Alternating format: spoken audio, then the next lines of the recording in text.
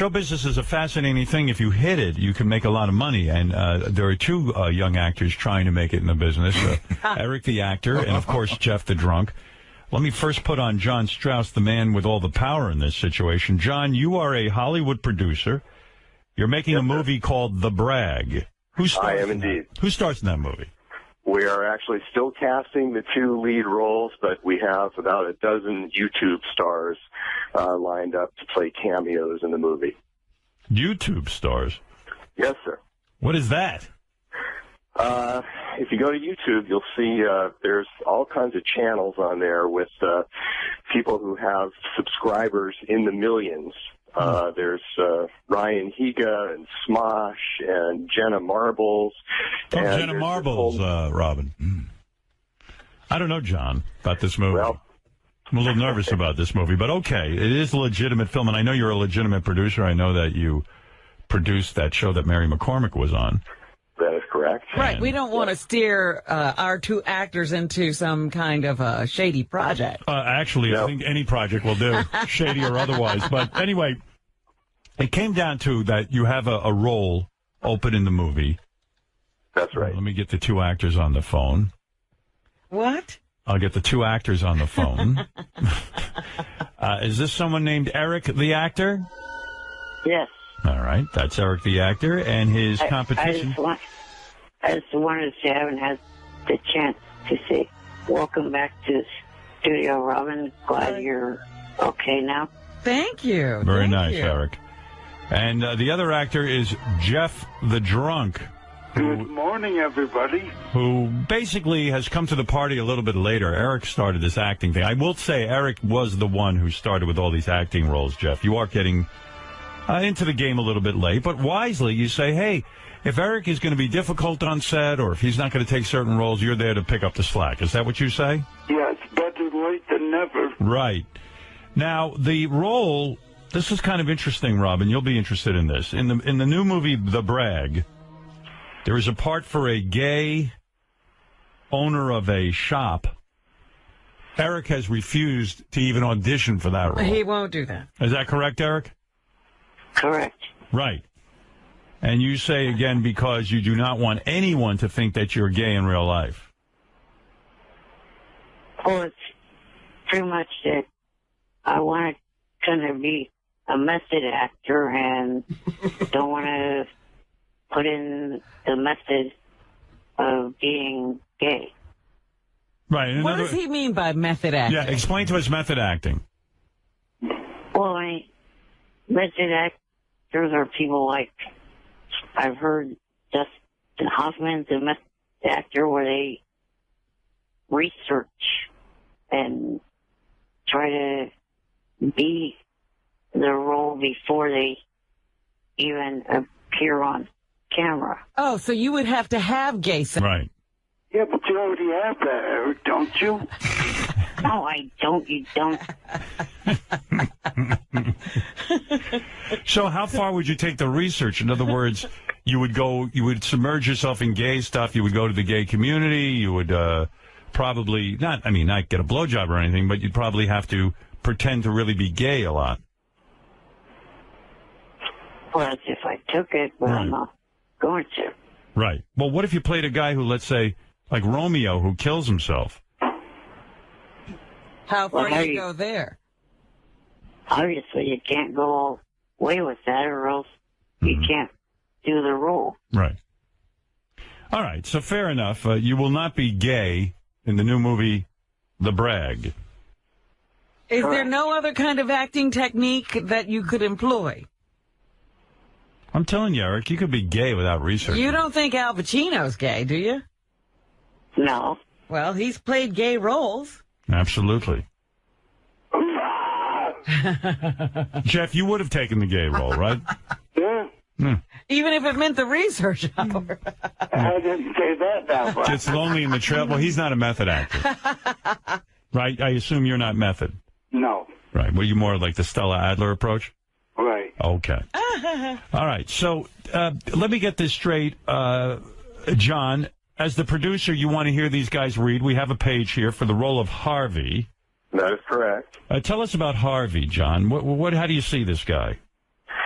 Harvey is formerly a homeless guy on the Venice boardwalk, and he has recently hooked up with a fantastic date through the instruction of one of our characters, Chester C., who's a master pickup artist. And Harvey is now showing off his new skills. Okay. Well, who wants to audition first, Jeff or Eric? Jeff could go first. All right. Jeff, you okay with that? Sure. Now, let's make sure, for Eric's sake, Harvey is very straight, right, John? Absolutely straight. Straight down the middle. Okay. And you'll listen to this audition, and then you'll give us your answer as to who you're going to hire. I would love to do that, yeah. That's the way it works. We have to battle it out for the role. Okay. It's a battle for one role, Robin. This is very exciting. This is it. If anyone's ever heard a live audition, this is not news to you. This goes on all the time in Hollywood, but this might be new to a lot of our fans. Are you sure, John, I just want to make sure for Eric's sake, that the character of Harvey has never experimented with a man, a towel whipping incident, or perhaps even looked over a guy's cock in a locker room or something? George, real guy, there's no method. Eric can just go all he wants on this role with the method, and we're not going to discover any skeletons in Harvey's closet. And Harvey's never watched gay porn or anything like that? Absolutely not. He's never experimented with a man even when he was like 7? Nothing. No circle jerks. Nothing. He never jerked off another guy when he was like 4? Nope. Does Harvey have any gay friends? Harvey is tolerant of gay people, but really does not like to have them in his life. Is he for or against gay marriage? Harvey is... Will you just let Jeff audition, please? Well, don't you want to know these things? What if there's some gay in Harvey? Shut up, Eric. All right, I was doing it for you. Well, obviously Eric doesn't care. Okay. Jeff, are you ready? I'm ready. All right, here we go. I'm going to do the scene, Robin. Now. All right. What's up, Harvey? Just taking care of business. Well, that's what I'm talking about. Wait, you got this girl to go out with this homeless guy? I'm not homeless anymore. I live with my new friend now. He sure does. We have sex 5 times a day. Hey, you hear that, Alex? 5 times a day.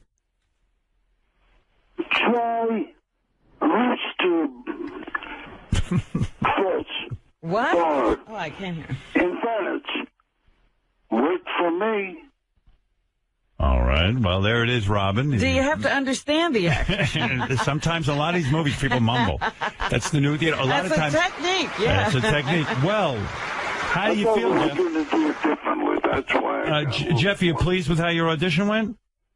No, not really. I thought you were in character. What do you mean that you thought we were going to do it differently? No, I thought you were all going to, read the different parts. What's the difference what we do? As long as you're good. Okay. Yeah. John, are you pleased with the audition? I thought that the character was good. I could probably do with a few less pauses in there, but the beauty of film editing is you can kind of close up those little areas there where we paused. Okay. All right. So Jeff has gotten through his audition. Eric, are you a little bit intimidated by Jeff's acting? No. Not at all. Your question. What's the rating of this movie, and am I able to improvise? Okay. All right. Those are fair questions. What is the rating, do you think, on the movie? I know they haven't seen it yet, the ratings board, but what do you anticipate, John? PG-13. PG-13. Is that okay, Eric? Yes.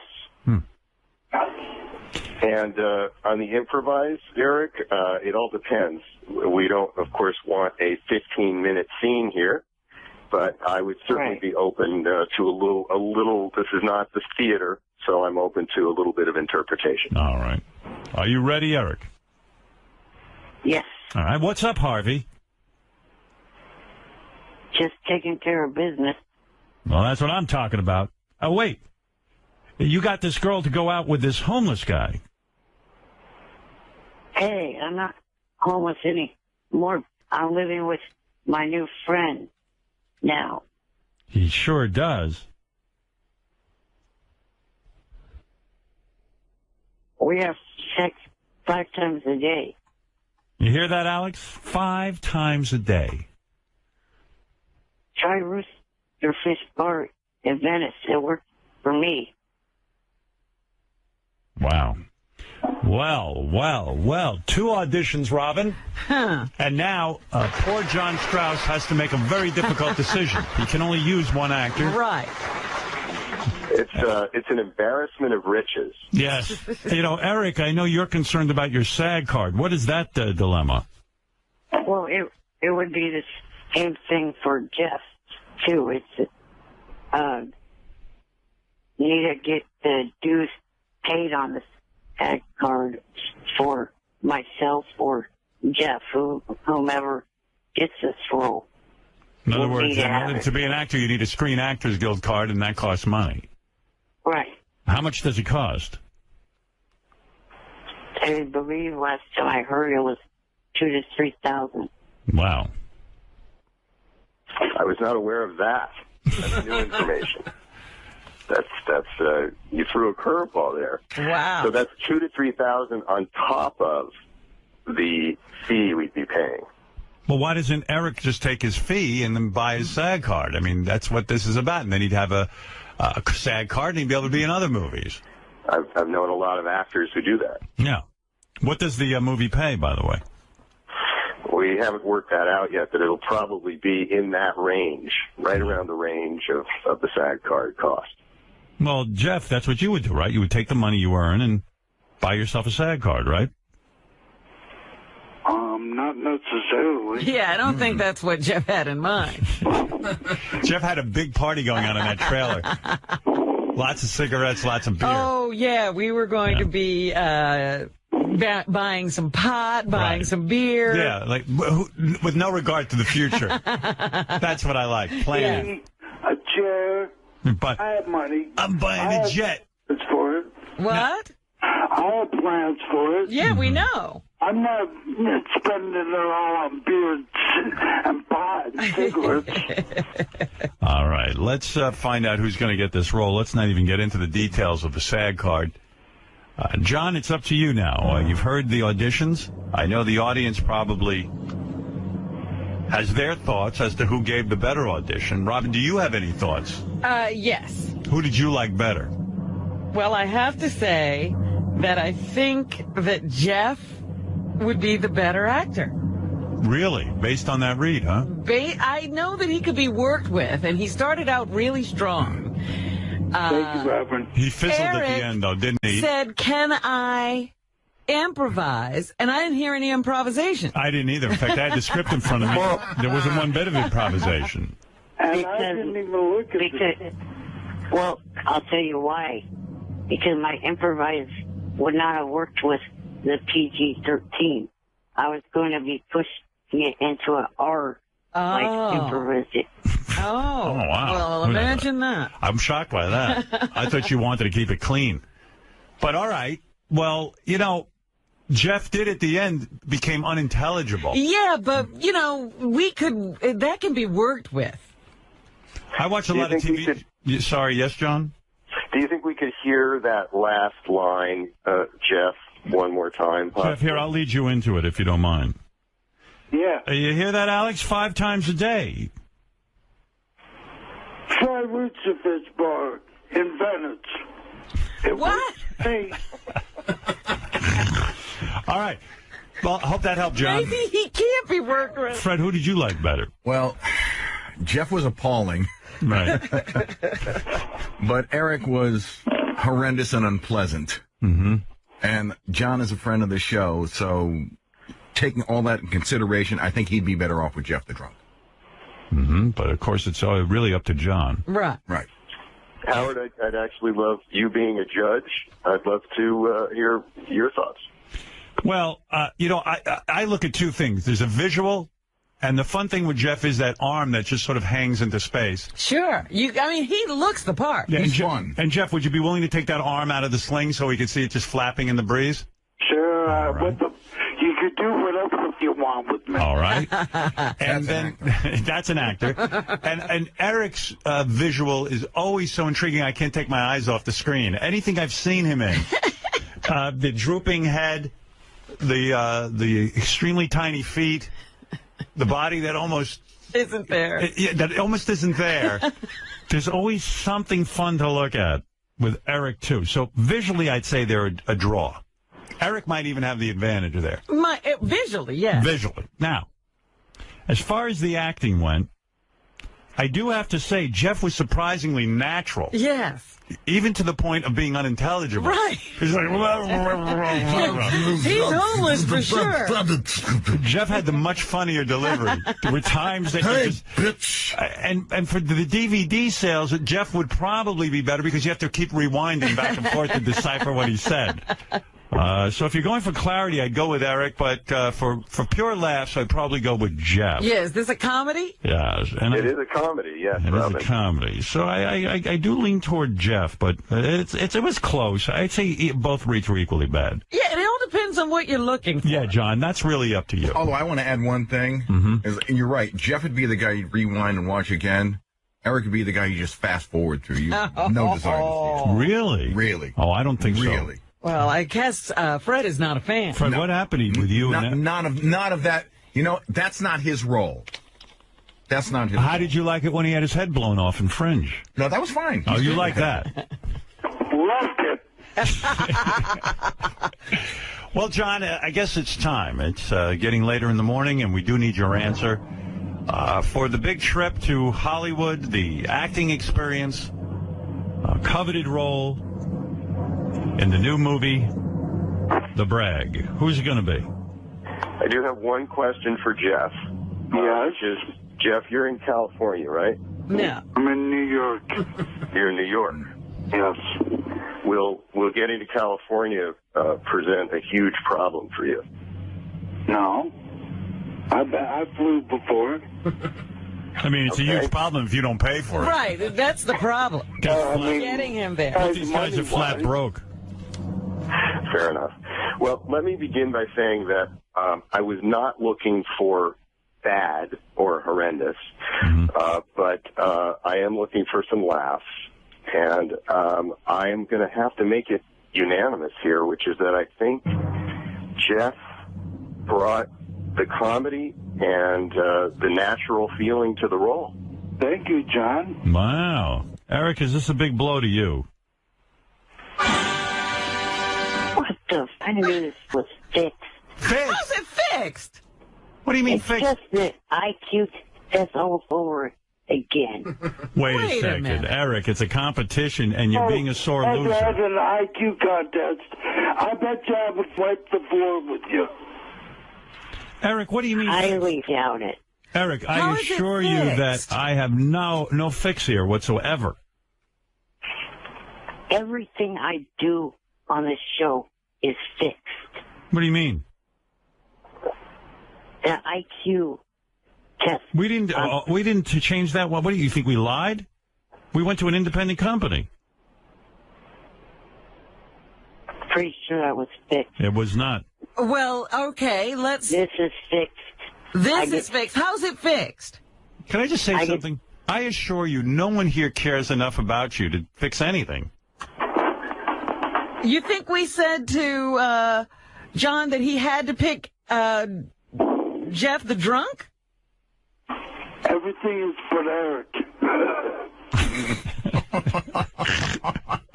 Shut up, you little pert trash. Well, the Trailerback Chad just beat you out of a road, douchebag. Oh, my goodness. Eric, I'm a little hurt by this. I tried to run this fair and square. I let you both audition. I don't understand your comment here. Well, first of all, let's bring something up. Eric introduced the idea that he's not necessarily a go in every role. And Jeff stepped up, and then it became a competition. Mm-hmm. Eric had this territory all to himself, but he was so difficult to work with. You left the door open, bitch. That's right, Jeff. All right. Well, Eric, I still want to hear from you. I hate that you think that this was fixed. Explain to me some more what you're saying. Well, not only is this, I've been stuck in a situation on this show I've fixed, but also other situations make me look like a fool with prank phone calls and others like that. Like Jeff I doesn't don't get prank get phone phone calls, dickhead.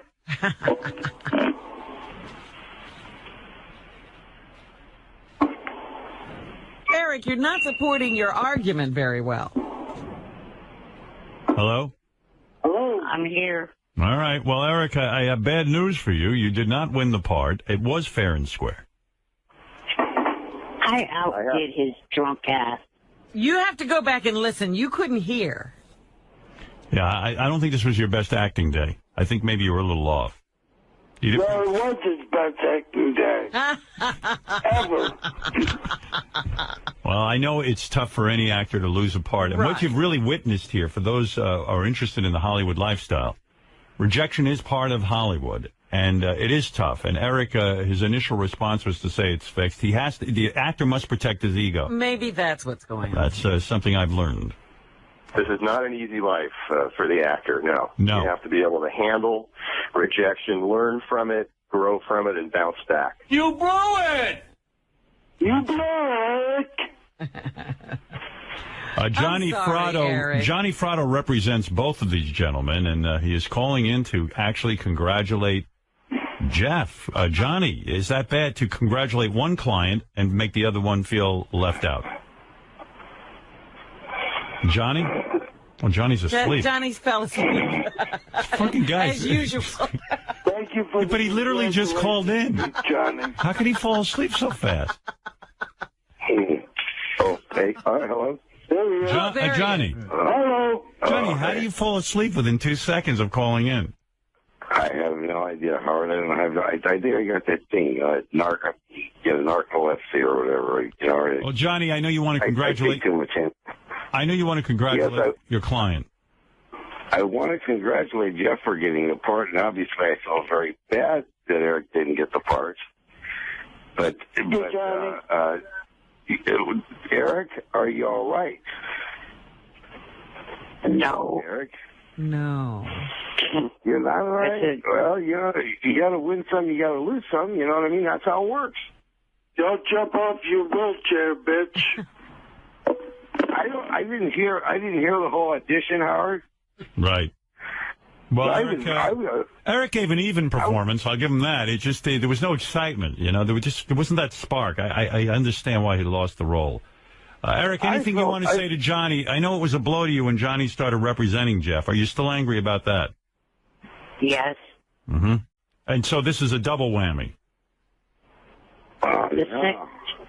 The second the female sees Jeff that has to play the love interest, she'll go jump in the ocean to commit suicide. What was that, Robin? I thought the soon as female the was a actress- transvestite. All right, I don't know what anyone's John- talking about. I guess John it's. here? Thank you, Johnny. Thank you, John. Thank you, Howard. Eric, the actor. Thank you, Jeff. You've just witnessed the heartbreak of Hollywood. This is how it goes. Yeah. Thank you, Howard. All right. Well, good luck, Jeff. We can't wait to see you in the new movie, The Brag. Thanks, buddy. And Johnny, congratulations to you in representing these two giants. Giants, Howard, Giants, absolutely. Eric, one last question. Does this make it any more likely that you'll open up your range and maybe play a gay character? No. Because what if I told you that I could convince John Strauss to let you play the gay character now that you missed out on the role of Harvey? No, I don't want to do that. You'd be part of. Come on, Eric is a part. I could probably get you the part right now. I could do that Right one, now. too. Would you want that one, Eric? No, I All don't. right, Have okay. you ever even seen the dialogue or the script? Maybe there isn't any He gay, has it. He has it in front of him right now. and the gay part is there. It is. I'll do it with him right now if he wants. Would you like? No, to? I don't. I don't have There you that. go. You don't have it? He has it. He threw it away as soon as he saw it. He did. All right, well, that's it then. Eric saying he will not take the gay role. Is there any sin the gay role? No. None whatsoever. See? It's a Eric, you're fantastic crazy. role. It's offensive. The gay store owner peeks his head out from the back of the store that he has. Uh-huh. Hey, can I do it, Howard? And he says, pressed orange Can I juice. do it, Howard? No, you can't do it. You No, have to. shut up. Okay. This is, he says he acts like a store owner. You don't even have to be that Right. gay, so to speak. No affect whatsoever. Right. It's a great role. John, could the guy in plain sight, the landlord, could he have been a gay guy? Yes, He was. he was gay. He was a gay guy. Yeah. So Eric has already played a gay guy.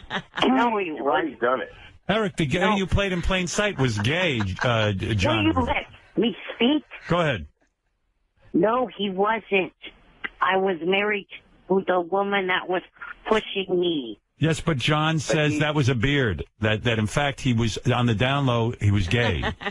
He absolutely was. We have a whole character bio on him, and he was gay. So you've done it. We just didn't tell you. Was he a top or a bottom? He was a manly man. He was the top. Oh, he was on top. Absolutely. Oh, all right. So I don't believe that. He wrote it. he wrote it. Come You on. loved it. Let's go. Let's read. Eric. Yes. Play the gay part. Read the gay part with Howard. Come on, I gotta. I don't have it anymore. Oh, you threw it away. He did. So, man. Oh, how about if you just play the gay guy for a minute or two? Here, I'll improv with you. Here you go. There you go. Oh, Go ahead, hello. Eric. Hi, Eric. Bye. Hello. Bye. Have a nice day. Hi, Eric. How are you? Is he gone? Oh, my cock is as big as a beer can. Oh, yeah. Go ahead, Jeff. All right. Well, Jeff, congratulations. Johnny, congratulations on representing Jeff. And John, congratulations on The Bang. Thank you, Howard. All right. There you go. And when can we see The Bang? The brag. I mean, The Brag. Sorry. The bag. Bag. It will be out Slippy's a bang. next summer. Next So summer. I'll keep you updated on Please do. on how Jeff does. Can't All wait. right. Can't wait to see the Again, movie where we're- Jeff is edited out. Right.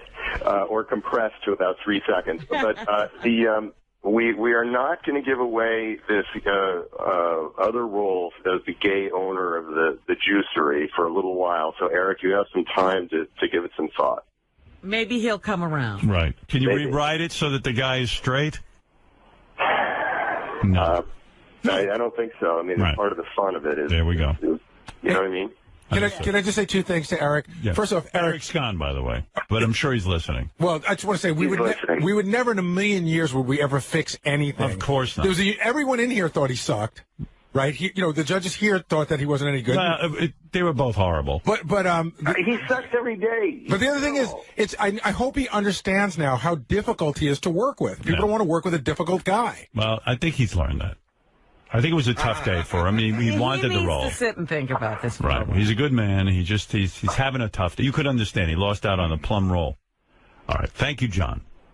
Thank you very much. All right. Goodbye, Jeff. Congratulations. Thank And you. Howard, Right. Yes. thank you so much for Metallica and Jesse Ventura and Graham Nash. I think you're truly one of the premier interviewers who ever was on the air, and Thank it is you. just thoroughly enjoyable. Thanks, John. All right. You're welcome. There you go. And James Caan, Howard. James Caan was off the hook. Off the hook. Thank you.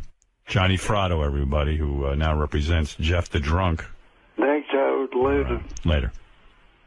Wow. There it is, the act-off you've been waiting for. I'm shocked that Jeff just cruised in there. I know how hard it is for Eric. It's a tough day. Yeah, you get him back on the phone, Gary. I want to just tell him. I'll make him feel a little better. He had a tough day. Come on. Poor little guy is hurting. Just 1 second. I tried to get him the gay role, but he wants nothing to do with it. And one question, why don't we say Sir Graham Nash? I didn't know he was a sir. Well, he has an OBE. Isn't that a gynecologist degree? No. OB-GYN?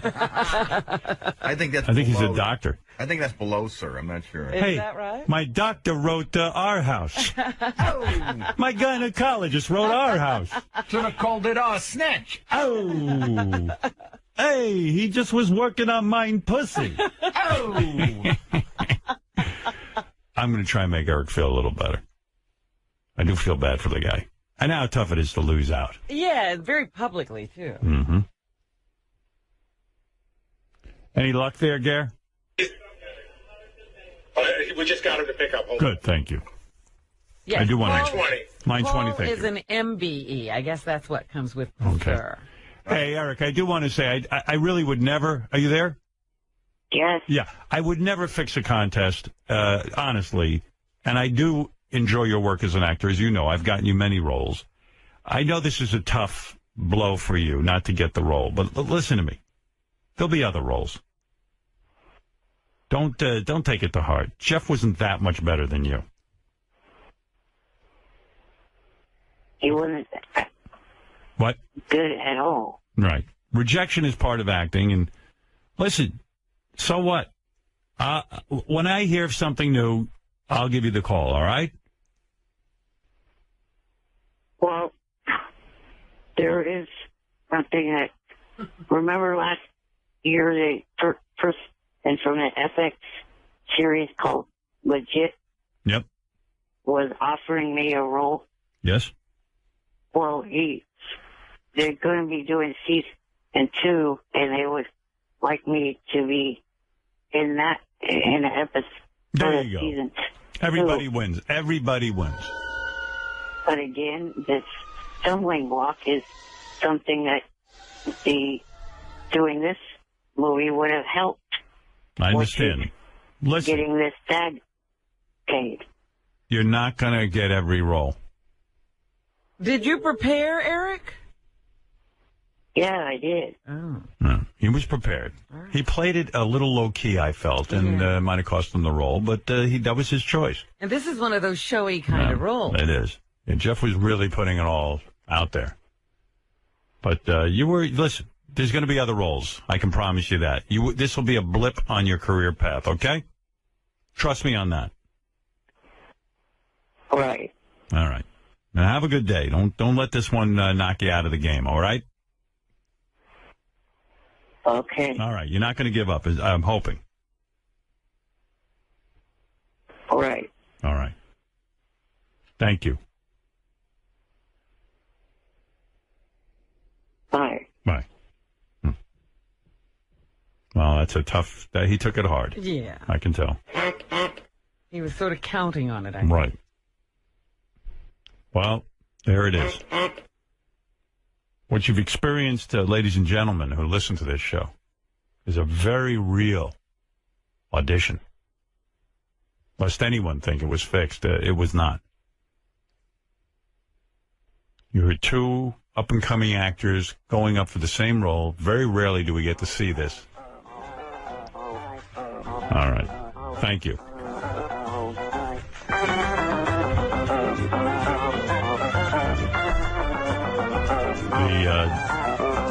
The theme song of Eric the Actor.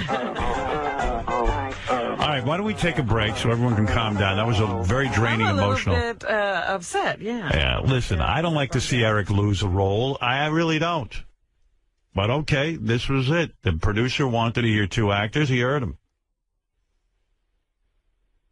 One thing we can say is that I could give Jeff the Drunk maybe the gay role, and maybe they could slide Eric in on the Harvey role.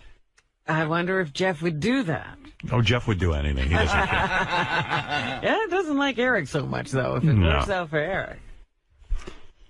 Well, hey, Gary, why don't you talk to John Strauss and see if they can't give Eric the Harvey role and make Jeff the Drunk the gay role. Check into it. I feel bad for the little guy. Yeah, but, he was saying that, he needed laughs in that role, and Eric wasn't giving us many laughs. Wait till you see him on screen. You'll be laughing you'll be laughing plenty. I mean, Jeff would play any role. Jeff would play the role of the ocean in the movie if there was such a role. Atlantic or Pacific? Atlantic. Okay. Whoosh. Whoosh. I wonder what the Pacific sounds like. Whoosh. All right. We're going to take a break, and we'll be back right after these words. The Howard Stern Show. All right. Well, that's why I don't talk much anymore. Hello, Eric the actor. You should tell us everything you're thinking. I don't think if I told you what I was thinking right now, Robin, you'd have me arrested. Eric wants to defend you, Sal. Oh, thank you, Eric. Go ahead, Eric. No, I want to defend. Going in to say he's proven that the thing with the IQ test was fixed. I mean, give me a break. Someone's spouting off this shit 12 points higher than me. You got a point there. Eric the actor's the best. Do you follow him on Twitter, Sal? Yeah. I love when he gets pissed off. He gets angry at everyone. Yep. And in fact, I don't follow Eric on Twitter, but I get CC'd sort of like in a weird way. They put my name on it so I can see it. And then I forget who it was. We were just sitting around this meeting, and everyone started like, I think it was Jim McClure. He loves Eric the actor, and he said he got up and he started reading Eric's tweets, and one is funnier than the next. Here, listen to this one. He answers everyone, by the way. Like the more insulting the thing, he'll answer it. Like he can't just stay out of the fight. He must be busy with this all day. Listen to this. Dumb. I do not have any cum on my glasses, and I never have. I look in the mirror and I see a little person, not a midget. Here's another one. Let me make something crystal clear. I do not give a what publication calls me a midget. I am not one. All in caps. How's this one? I am retarded, and I am not at all delusional, you pathetic, worthless, stupid. Eric, don't you realize people are just saying things because they want you to write back? Yeah. Can you not help answering? You just can't you can't let it go? Well, I'm Irish. Irish are known for fighting. Listen to this one. Physically fight, so I fight with my words. You pathetic. I do not have one pubic hair from anyone at all. I do not collect like that. I guess somebody accused him of collecting pubic. Yeah, and he goes berserk when anyone says anything about a diaper. I do not wear diapers, you pathetic dumb. Also, I do not on myself. Fuck off. I saw a diaper flap hanging out of his pants in L.A. when I met him. Really? Absolutely. And you know it, Eric. Remember when I spoke about that? Oh, shit, you dumb fuck. I saw that diaper. I do not. Well, you need to get your eyes fucked and examined. Are you kidding, or are you telling the truth? I'm just. Oh, Eric, do you talk into something to write these tweets, or do you type this all out? Type. Yeah. Type. He doesn't have fingers. So what do you iPad. Does he use his nose? No, dumbass. He runs over the keyboard with his wheelchair. I use the on-screen keypad on my iPad. Okay. Well, he just yells at people all day, and like if someone says, like you just have, like, you just write, "Oh, you wear diapers?" Then he's like, "I do not wear diapers." I do not, and then he writes, and then he writes it, so then everyone ends up reading it because he's repeating it. Yeah. What are you most concerned with? That girls are going to read this? Yeah, I guess so. Yeah. Yeah, because they're just lined up for you. Look at this. I have never once ever crapped myself at an A's game. Go yourself and go to hell, you. I've never crapped myself at an A's game. Goodness. He tweeted last night. He got very upset because somebody said he's a jinx to the A's. Yeah. And he insinuated that the A's wouldn't be there if it wasn't for him in the playoffs. I am not. Oh. What? Gary, wanted to read what I said was, if I was a jinx, they wouldn't have made the playoffs. Meaning that if I was a jinx like they said I was, they would have been in last place. Right. Instead, they weren't. So clearly, I wasn't a jinx. So clearly somebody wrote him on Twitter that he's bipolar and he has a lazy eye. So you can just say whatever you want to. Listen to this. I am not bipolar at all. I am not a midget. I do not have a lazy eye. Go yourself and go to hell. Isn't that more than 140 characters? Yeah, I know. So the fun thing is just, Right. Eric, you're a plant and you survive on photosynthesis. I am not a plant, and I do not survive on photosynthesis. I got one for you. A real one. JD's just telling me he got very angry, because someone accused him of being on the show Mama's Family. And what did he write? I was never on the show. Mama's Family. You can just tell somebody wrote him that he was gay. So he goes, dumb, I am not gay. And then he goes, well, you must have guys. And he goes, I have never you or any other guy in my life. I do not have any STDs and I am not a midget. So somebody wrote him, you're a bug-eyed toad. So he writes back, I am not, listen, I am not a bug-eyed toad. Go for yourself and go to hell, you pathetic, dumb dipshit. Oh, my Eric, do you have to answer everyone? No. Do you really think somebody's going to believe you're a toad? Like, the fun thing to do is, evidently you write Eric and just tell him that he's 2 feet tall, and he goes, you pathetic, stupid bitch. I am not 2 feet tall. I am 3 feet. Go for yourself and go to hell. I am not a midget.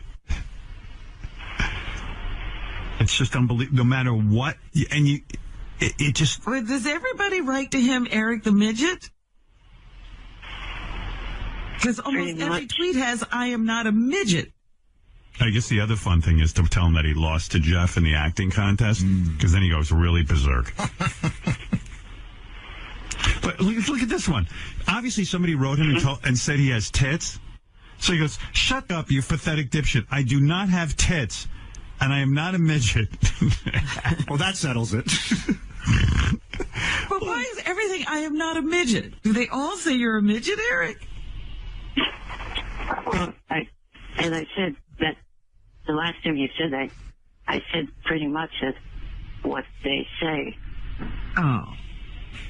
Whatever they say, he repeats, which only makes people want to write him more. Now everybody knows, yeah. This guy wrote, Eric, you are going broke. So he writes, bullshit, I am not going to die miserable, broke, and alone. Also, I will be mourned. Off now. I will be mourned. What that pathetic loser keeps saying that I will die alone, broke, and miserable. Why do you have to mourned? And not in a morgue? No, and not be mourned. Yeah. Well, but why would you write him back? I don't know. I just feel like fighting back with them. Yeah. You will not be mourned. But then you say it makes you upset. If somebody wrote me a tweet and said that you will not be mourned, I would laugh because, like, what do they don't know anything about me.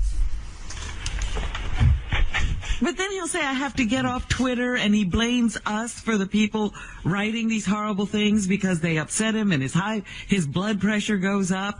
Why do you get engaged?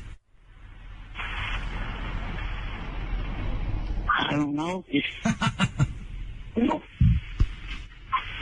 All right. We're trying to rag on Sal, not you, right now. So yeah, let me Sal get back says to apparently your IQ's a lot lower than mine, stupid.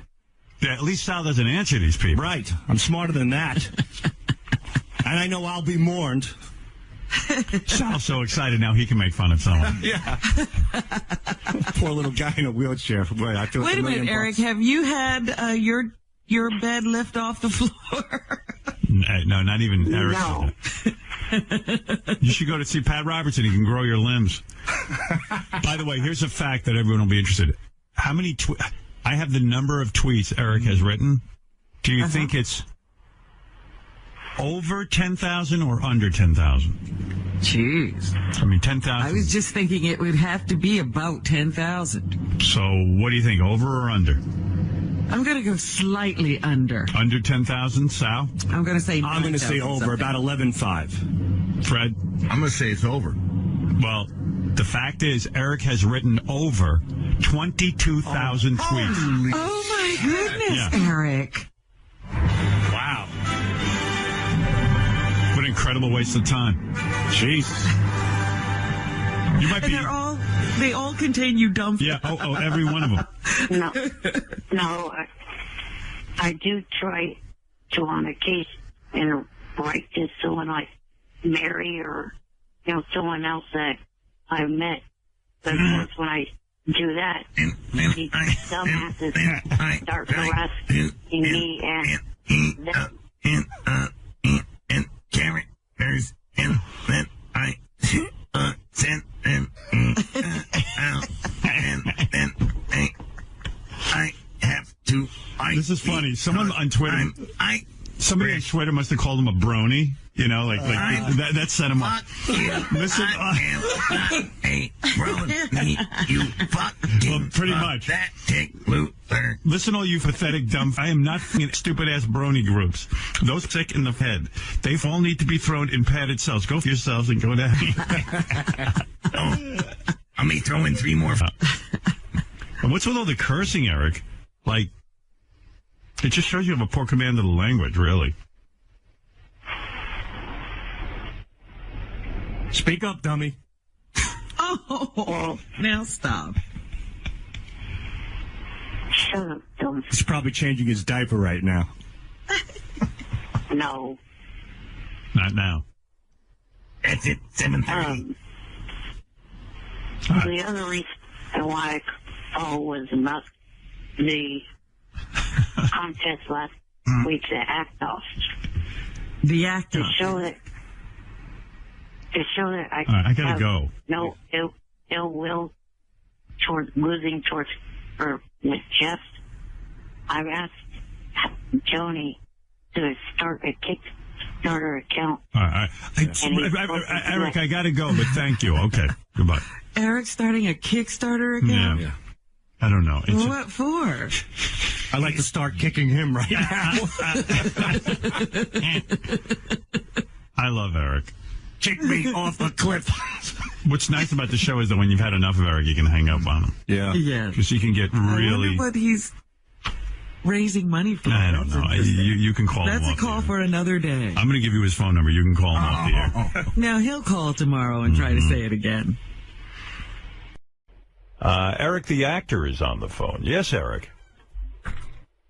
I just want to say, thanks for putting me on with Tom Arnold yesterday, but the other thing earlier... By the way, Eric, I have to say, thank you for reminding me. I thought Tom Arnold yesterday was on fire. He's always a good guest. One of the best guests ever. I got to put him up in the top 5. That guy comes in and knows how to do radio. Fire!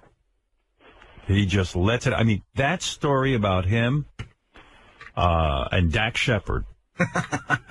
going to the same gynecologist with the gynecologist and talking about the gorgeous gynecologist, and they take pictures of the gynecologist's ass while and exchange them while she's examining their wives. I mean, right.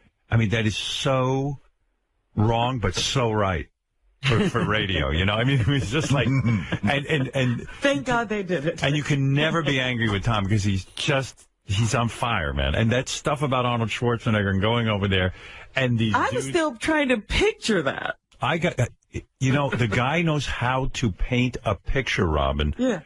You could see Arnold's elaborate gym. You could see these guys running around in underwear. And this guy... and a guy in an apron. A guy in an apron in his underwear who serves Arnold while he's seated there like a king.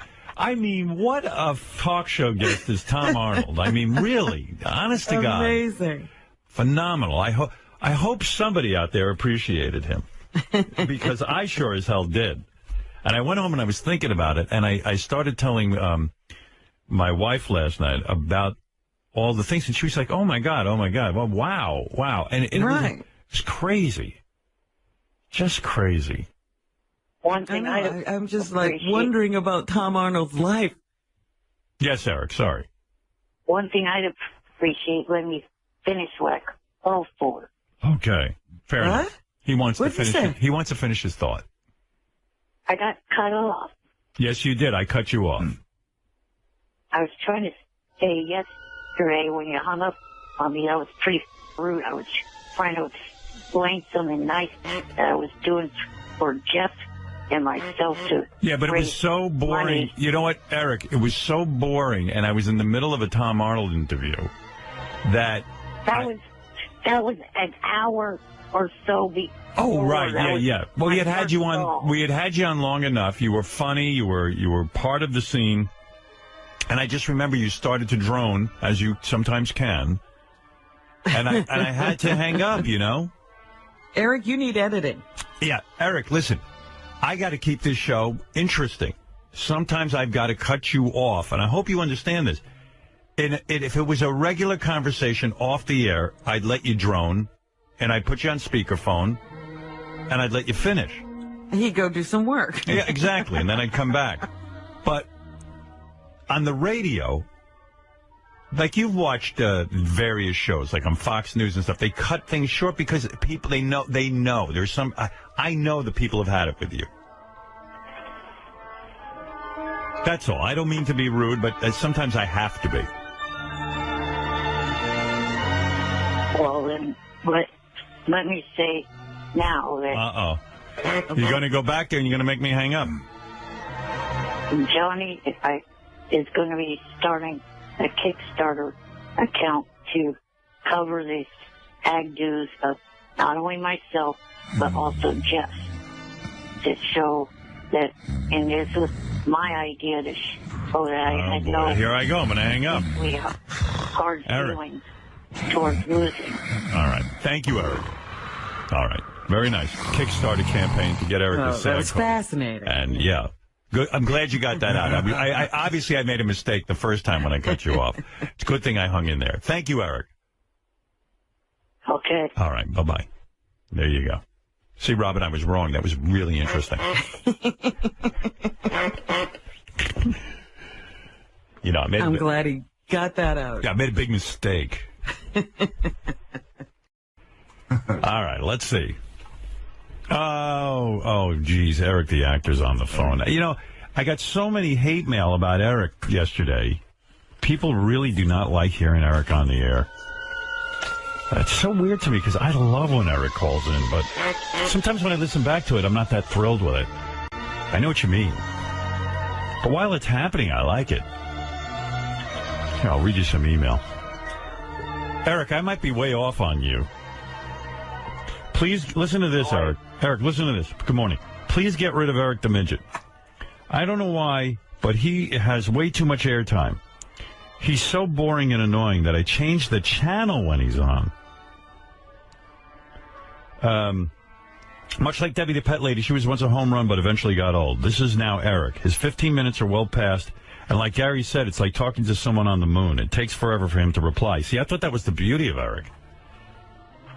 Some people aren't getting it. Get hold of a new whack packer. Like, that's easy. Although we were in a meeting yesterday, we kind of came up with a new whack packer. We were thinking of something. Oh, yeah? Yeah. A couple of us know of some people. Get hold of a new whack packer or bring back some older ones that provide entertainment, like Beetlejuice or something. I speak for all my buddies that listen as well. We all change the channel when Eric is on. He is old news and extremely boring. What are we going to do about this, Eric? Yeah, they're all a bunch of worthless dumb stuff themselves and go to hell. I thought it was real strong the other day when we read Eric's tweets and how ridiculous they are. I don't know. Just, you know, with Eric, it's hit and miss. This is my theory on Eric. You never know what you're going to get. But I'd rather have a world with Eric, even with some bad appearances, than a world without Eric. What do you say, Robin? I've always enjoyed Eric, and I believe that we should keep with him. Fred, what about you? Do you think Eric has done his best work on the show? I think his best work is yet to come. Really? Yeah. Wow. I think he's only going to get better. Benji, do you sense he's burnt out? No, not at all. You enjoy him still? Yeah, I love him on the show. Right. All right. What do I feel? I like him. Otherwise, I wouldn't even put him on. I mean, I like him. Then go with your gut. Yeah. Well, thank you, Ben. Thanks, Benji. It was very wise of you. You're like a pimply Yoda. You're a red-faced Yoda. Very wise. Very good advice. Or somebody wrote in about that, Fred. They can't stand when you play the Benji sound effect. But I like it. You know, I do, too. Yeah. That was Benji's greatest appearance. Yeah. I think Benji's peaked. And I had another email. I don't know if it's in this batch or not. One guy says he would listen to an entire channel of just that noise. Right. When you drop it in at the right moment, it does work. Exactly. Yeah. This guy writes in, I brought up... Oh, sorry, Eric. Yes, what did you want to say? Let's see how Eric does. Everyone evaluate. Go ahead, Eric. Well, after I was on air yesterday, I heard you guys playing a bunch of the Robin songs, and I came up with an idea. Why don't you guys put all those songs? Of course, you'd have to get the people to sign releases, but put all those songs online or on CD for the fans to purchase, and then have the money go towards cancer charity, like the one that Robin, got over, and breast cancer charity. Should I talk to Eric about this? Eric, when those song parodies use the music of other people, you have to clear the rights. It's a whole thing. You can't. You're going to go through it. All right, Eric, I'll consider it. Thank you. All right, Eric the actor, everybody, making an appearance. By the way, Howard, that idea has never been floated by anyone ever. No one's ever heard that one. What a totally original idea. Yes, sitting Rob. at home thinking. Yes, Rob, you're on the air. Hey, Howard. Yeah. Tell Eric we had enough of him. No one wants to hear him. Ask Baba Booey. He hates him. Everybody in the whole office hates him. Gary, you don't want to hear him? Oh, I want to hear him. You do, yeah. I do. I like hearing him on the air. By the way, he said someone asked him his two least favorite staff members, that it's me, but Fred. He doesn't like Fred. Well, because Fred plays all those terrible sound effects. A lot of them are his voice. And he does Fred does an Eric impression, but you want to know something? I think it helps the Eric appearance. I think it does, too. Yeah, makes me laugh. He doesn't realize it. He's so fucking boring. What you Robin and made them available to me on the ends on line or on C. Do Howard. Yeah, nobody knows what he was talking about. Howard, what they should do is they should have Jeff the Drunk. Whenever Eric's on, you have to put Jeff the Drunk on at the same time. Right. That makes it interesting. All right, Rob, thank you. Okay. Even you're getting boring, Rob. All right, Eddie, go ahead. You're on the air. I love Eric because whenever I hear him, it makes me feel better about my life. I remember seeing pictures of him on that chat roulette, and oh my God. Yeah. I just think about the little guy in that little chair and hear that voice and think, well, my life is pretty good in comparison. So he makes me smile because then my life's not so shit. Got it. All right, let's go to Eric the actor. You're on the air. By the way, coming up in moments is I Want to Get My Grandpa Laid, brought to you by Bad Grandpa, opening nationwide October 25th, the new Johnny Knoxville movie presented by Jackass. Yes, Eric. Good morning. You could be ready to talk when we get to you. Why prepare? I was calling because I think I found a date for Robin. Really? Oh, well, now you have our attention. Where did you find this date? Robin, I found when you talk to Eric, you got to just pause for a really long time and wait for him to say something. Over the weekend, I was down in San Diego at the Bound for Glory event with TNA, and one of the wrestlers who's from Britain named Magnus is attracted to Robin and would like to go out on a date with her. Is that right? We have to look him up on the internet. A wrestler named Magnus. Magnus. Yeah, I was seeing on TV, Whitney Cummings is dating a UFC champion or something. What? If you go, that's what I'm saying. It's a new thing. Like, maybe Eric's right. Maybe some kind of... Maybe a wrestler isn't the man of my dreams. Maybe. There's a photo on the Twitter page. All I hear is... There's a photo of him Is his name Magnus? Yes. That's his rest name. Well, I would imagine that is not his real name. He's 26 and in very, very good shape. He's built. Oh. I Wait a think you minute, can Eric handle might it. be onto something. Right. Yeah, Eric, you might have your first good idea. What about Eric co-starring with me in The Man with Two Heads? Would you be in that, Eric? It's, let me explain the plot to you real quick. No, I heard it. Would you do it? No. Oh, my goodness, What? Eric. Jesus. Why not? You don't want people to think you have two heads? No, it sounds too lame. Oh, wow. Wow. Yeah, but we're not gay. We're straight. Well, I know that. Dude, it's going to be a huge cult hit. And a lot of the people down at the event were saying that. Well, you're not going to be in the movie anyway because I'm going to be in it with a black guy. Hey, JD, where's the trailer for The Man with Two Heads? The Thing with Two Heads. Eric, maybe this will make you change your mind. I can't believe, Eric. You're so difficult. What do I do with that? I just had it. Page 1 should be in the first column. Thank you. Here, listen to this. It seemed like a good idea at the time. The white bigot was dying, and the black soul brother needed time to prove his innocence. More power to you, brother. I want to transplant my head on a healthy body. I think I like to donate my body to science after all. So they transplanted the white head onto the black body. Who would have suspected that neither would care for the eye? I like that they make it like onto the black body, but the black body still had a head. Right. It's You not know? a body. It's a guy. Right. Idea too much. What are you guys doing to me? Shut up. Where's the rest of you? We are joined together temporarily. Williams, stop this car immediately. Why don't you shut up? Hey, that's telling him, man. I should have known your kind stick together. Will you please stop this infernal machine? Oh, just shut up. Hell! Shut up. You a doctor? So far, so good. Then how about you taking old happy face off of here? Why are you shooting at us?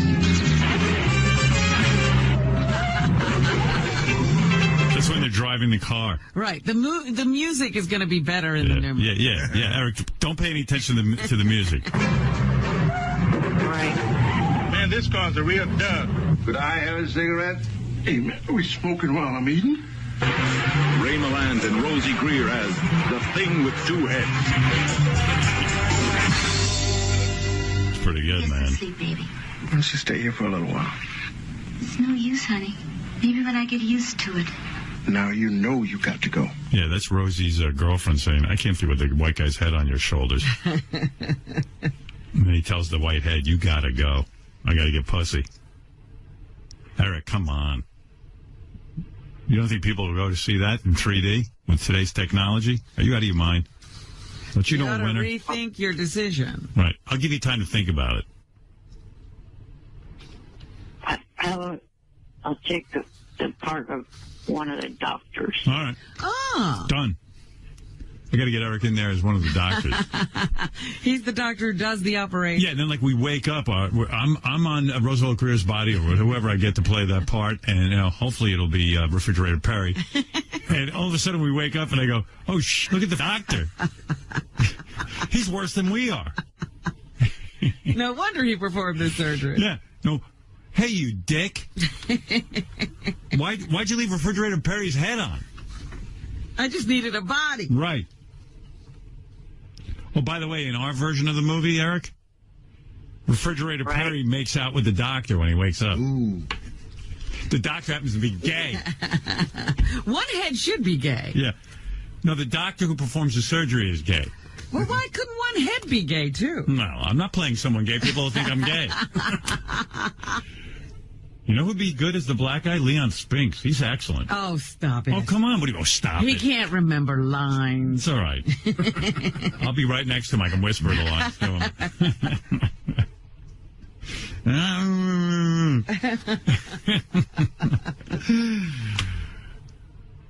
All right, Eric, I have you down as a doctor. We'll see.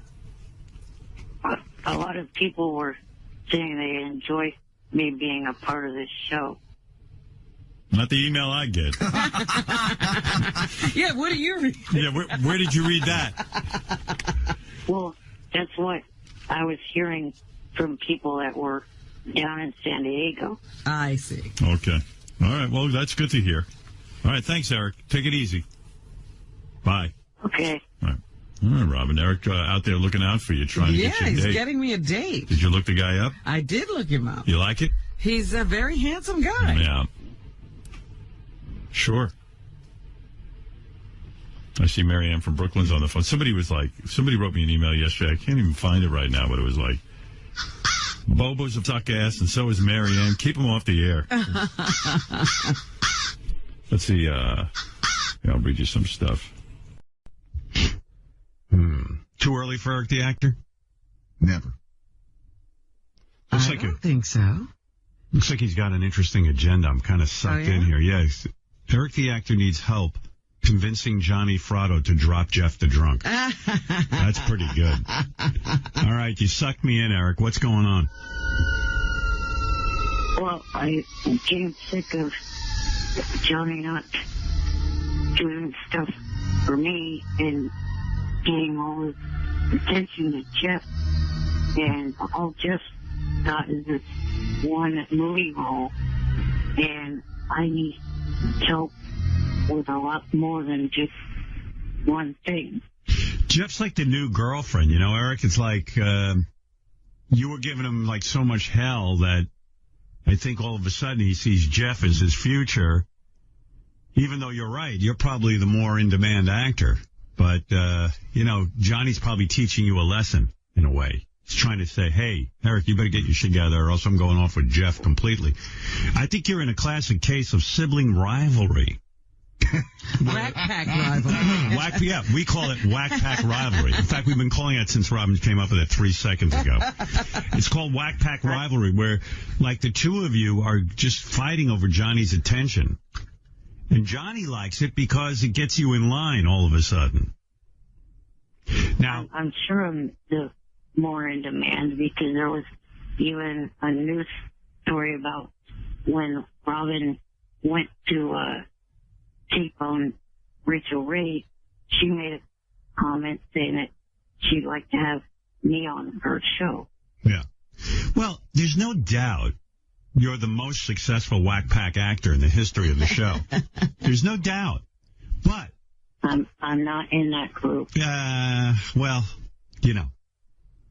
I'm in the group of regular callers. Oh, I don't know about that. Yeah, Eric. I think you got to drop that whole pretense. I mean, you're a whack packer. Nope. Yeah. John Lieberman's here. He interviewed Jeff yesterday. You want to hear what he has to say is going on? Sure. John Lieberman with some information, Eric. Let me try and piece this all together. It's exciting. It's exciting, ladies and gentlemen. We woke up, and now we're in the world of Eric the actor, and it's fun. And John Lieberman covers this world beautifully. How you doing, John? Good, Howard. How you doing? Yeah, you're doing a great job. So Jeff the drunk is outraged. I spoke to him yesterday. Jeff is outraged because he feels as if he won the act off. Yes. But now Johnny Fratto has told Jeff that he has promised Eric a role in the same film, despite the fact that Jeff won. Well, that's, again, whack pack rivalry. Here, you could be gracious. Jeff did win. Jeff got his choice of roles. And then in an act of grace, the producers said, hey, let's get Eric and Jeff in here. And Jeff is now tantruming because he won and he doesn't want Eric in. This is whack pack rivalry. And I know that at its height. At its height, what we're seeing is a very, very serious condition. We are now joined by the actor Jeff the Drunk. Hi, Howard. Hi. Eric, Jeff, Eric, both men represented by Johnny Fratto, which seems to be... Eric, this is just the beginning. Of the end for his ass. Oh. What do you mean? This is just the tip of the iceberg. In other words, I think what you're saying in your own muddled, drunken way is that you're now going to be the hot actor. You're taking over. Correct. Wow. Eric, is there a response? Oh, give me a break. In other words, There's no way. What you're saying, Eric, is you're I've been called delusional. No, what he said is absolutely delusional. We're joined now on the phone by Agent Johnny Fratto. Johnny, is this a dangerous situation for both actors? You're playing one off the other. Well, Howard, first of all, here's the real problem, okay? My clients want me to do unbelievable things. Right. Are they both unreasonable? What examples do you have of this? Well, let me well, first of all, right now, Eric, why don't you tell him what you want me to do right now? Well, the one thing I am focused on right now is not getting any acting, really, because my SAG duty. Tell Howard what you want to buy. What does he want to buy? I would like to find a single investor or multiple investors to help me purchase TNA Wrestling. You want the whole thing. In other words, he wants me to raise money. Well, why not, Johnny? I mean, Eric is a TNA fan. He has feelings of actually running that organization. They're probably in trouble. This is an excellent opportunity for investors to buy. I guess Eric would be a minority owner. Minority? How's he going to own anything? Well, he's going to through his services. If Eric's involved, everyone's going to tune in. Yeah. Well, let me tell you what. He wants to run it, and he said that he could make a tidy profit for whoever invests for them. Tiny. But the part I like the best is that he offered a 20% discount to the investor on all beverages and food. So I think that... wait till I get to Jeff. Now, that's just Eric's demands. Now, Jeff's demands are a little bit different for the movie with John. Oh, it's also... why are you doing this, John? Yeah, it seems like a terrible waste of time. Hey, by the way, I don't know. Hey, hold on, Johnny. Hey, Gary, by the way... Gary, my monitors aren't working. I don't have any monitors on. Did they just go out? No, they're just not on. Okay, let me check and see what's going on. Yeah. Is Scott in charge of that? Not on. Sorry, Johnny, I got my own problems. You know. I'm sorry, which monitor are you talking about? My left and my right monitor. Oh, okay. Which monitor? Come in and look. Gary was coughing like a storm this morning. Oh, really? Oh my God! And then I was thinking of having a bottle of my water, but he was positioning his head right over my these two monitors. All right. Howard, I just 15 minutes ago, I just got threw up on by a 5-year-old. Yeah, well, and he threw up like the Exorcist. My 5-year-old is his birthday today. Never mind that. I got Gary. Gary's your 5-year-old. Yeah, Gary. You don't throw up on you. All right, well, let me get out of one conversation and get into the other. I'm all over the place. Hey, all right, how much money do you need, Eric, to buy TNA? Do you have any idea? All I know is what I read yesterday. The Carter family is looking to sell, I think it was 70% of the company. What would that cost? 70% of the company? I did not see an estimated value. Okay. Well, then how are your investors supposed to just step up without knowing? That's Johnny's job to do research and find out. Yeah, I think Eric's right about that. Eric comes up with the ideas. It's up to Johnny to get them done. I'm pretty sure we're near 100 million. Yeah, but a lot. You know what? I got to take Eric's side. Johnny, you're not thinking big here. If they have Eric as the actual president of the company, I mean, not just a figurehead, but a guy who runs things, who knows how to manage things, don't you see this company blossoming into a $1 billion? I think that if we could get Chuck Zito in the ring with Eric, I think we might do it in a day. Imagine how fast would the TNA wrestling organization be out of business? Go down. Eric, did it ever occur to you you've run nothing your entire life and have absolutely no business skills? Okay, thank you. It's easy. You think it would be easy? What, Eric? Out of respect and friendship with the current president of the company, I would still keep her in the position. And I would just take a little bit of a smart, though. That's a smart move, right? You know what I learned, Eric? I don't know if you even know this, John. Eric used to be a travel agent, like for how long were you a travel agent, Eric? I didn't know that. Oh, Only about a year. A year. So his whole experience in business is being Can you imagine? I'd like to go to Hawaii. How could he even be a travel agent? He doesn't travel. Here, I'll show you how it sounded. Hi, I'd like to go to Hawaii.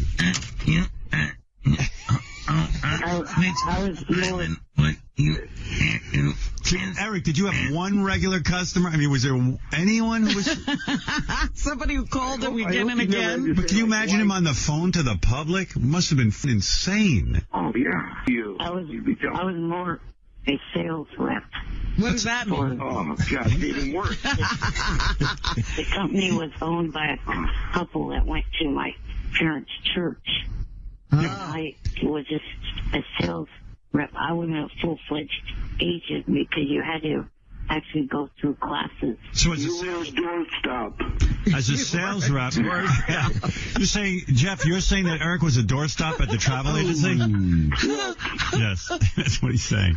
Can you imagine Eric at a shareholders meeting of TNA if he was in charge of the company? There's so much going on. Eric, were you able to go places in terms of, I know that in the travel business, you have to go sample a lot of the resorts and places that you recommend to people.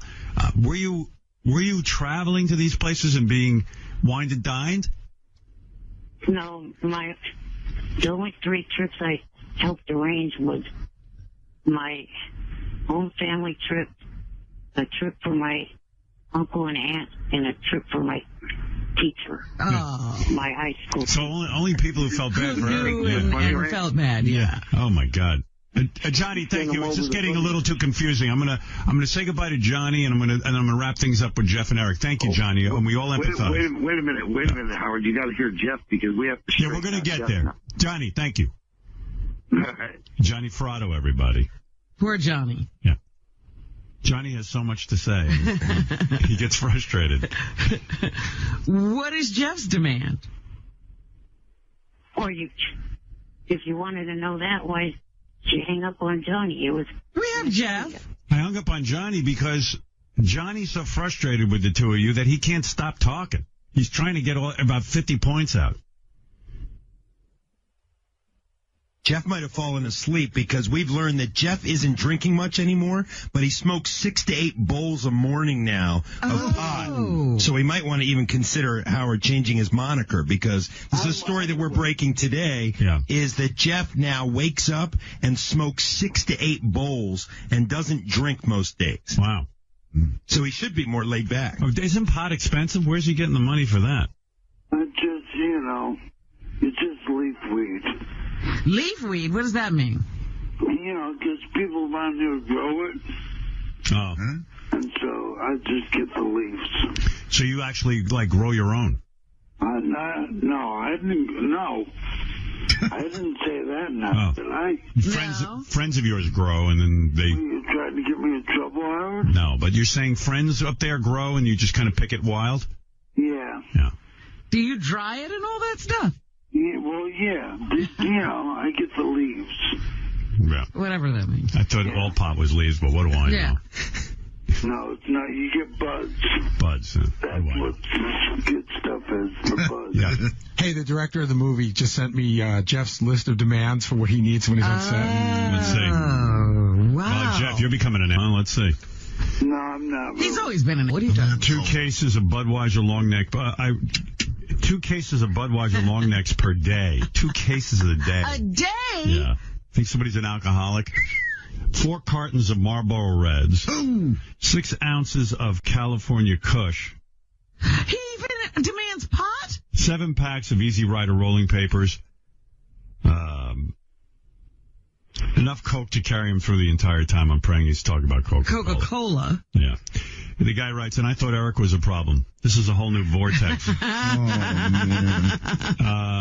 Eric may be right.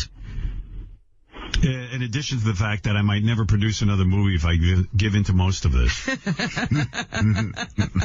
Johnny even says we're in felony territory here. I might have to consider the little guy. So, Eric, you might end up with the part anyway. Yeah, Jeff, why are you talking yourself out of a part? No, we were just having fun. Come on. All right. God. Yeah, well, I wouldn't send out too many letters like that. No. Come on now. Yeah. All right, well... Okay. Eric, thank you. Jeff, thank you. Johnny Fratto, thank you. And Eric can't get in the parts of you. Shut the fuck, trailer boy. You. All right. Well, there you go. Did you guys see the email I sent about a dating game with Robin and 3 wrestlers? Oh, shut the fuck up. This is how he's going to promote his new company. I can answer that. Yeah, go ahead. Yeah, I did. I saw it and I ignored it. All right. What does he want to do? He thinks that there's one wrestler that wants to date Robin, and then he found another wrestler that might want to date Robin, so he thinks we should put together a Robin wrestler dial-a-date. No, I'm not interested in that. There's a total of 3 wrestlers, you idiot, not 2. Give the 7. Say goodbye. And you say that I can't do math? You can't even count to 3, Gary. Want another Eric fact? Sure. Eric was on the yearbook staff of his high school. Like, he was the guy in charge of putting the yearbook together. Really? Yeah. Like he has run some things. Let's see that yearbook. See how well he did. 11th and 12th grade. Eric, how did you get that position? I mean, that's a pretty important and certainly a... He rolled his way to the top, I'm sure. Seriously, Eric, how'd you get that? At Jones, what all you had to do was just take the second period class. So it was a class you could sign up for. So really it was another loser position. Yeah. Yeah, I don't think you're in any position to be running TNA wrestling. Based on your resume he was a travel agent and he booked only trips for his own family and friends, which are and 3 he didn't of. have many, Yeah, so 3. he couldn't have a business. His parents, his teacher, and somebody else. An uncle or An uncle. 3. The band teacher also did yearbook and chorus. The band teacher. Were people mean to you in high school, or were they nice? Like, I think by the time Eric went to high school, there was a lot of those after-school specials where you get taught to teach handicapped people nicely instead of goofing on them. I think he did all right. I thought he was an asshole. Eric, were so people nice to you in high school? Like, were you sort of like friends with everyone? Yes, I didn't have to deal with harassment until I started calling this show. Right. Yeah. No, because I remember, like, in my high school, there were a couple, like, handicapped cases like Eric. And I remember, like, the hottest chick in the high school. I was, like, a turd in high school. Nobody paid attention to me, but I observed a lot. It was a good observing ground for me because no one was actually talking to me. So there was this one chick who had big, giant tits, and she was super hot. Like, I'm trying to remember her name, even. I probably beat off enough to thinking about her. And there was a blind guy in our school, and she was always, like, his girlfriend, like, hanging out with him. And I just came back to me, like, and she was super hot. Like, you just wanted to f her, It was crazy hot. Like Pam Anderson hot. But she was, like, so kind to the handicapped kid. And you're like... Yeah, but she probably only wanted to hang around with the blind guy because he was the only guy who could talk to her. Yeah, right. But she was probably, if you, I don't know what her life was like, but she could have gotten anyone in the school. But, like, her hanging around with the blind guy was just crazy. Like, you were just like, oh, I was going to put on a pair of shades and just fucking act like I was blind, too. Give me that white cane. Yeah. Leave me around. Ralph claims he has an idea for you. You know Ralph. Ralph, go ahead. Hey, now. Yeah. Hey, so, Eric, you should do a Kickstarter campaign to buy this TNA. And then all the listeners could buy into it, and you could raise the money quickly. I bet it would happen. It's too much work for Eric. God, wouldn't you love to see him own the company, Howard, and run it? Oh, man. Run it right into the ground. Yeah, like TNA Wrestling has like $100 million value, and then like Eric takes over a year later, it's worth like $8. $1. Right. And he's like, it's not my fault. The people there were... You see him in his office? Yeah, big office with giant cigar. Oh, come on, you have to do it. The audience will. I'll buy into it. And he'd be the worst boss. Like he's firing everybody every day. Fuck you. You're fired. Anyone who even offends him a little bit. Hey, Eric, real quick question: why do you want to own this? Do you think do a good job or what? Yeah, of course he does. Well, I, got to hang around with these people for not this past weekend, but the weekend before. After you ask a question, you just get bored out of your skull. Right, I don't even, it's too hard to find the answer. When Ralph asked the question, I went, oh, because it's all I hear is like, He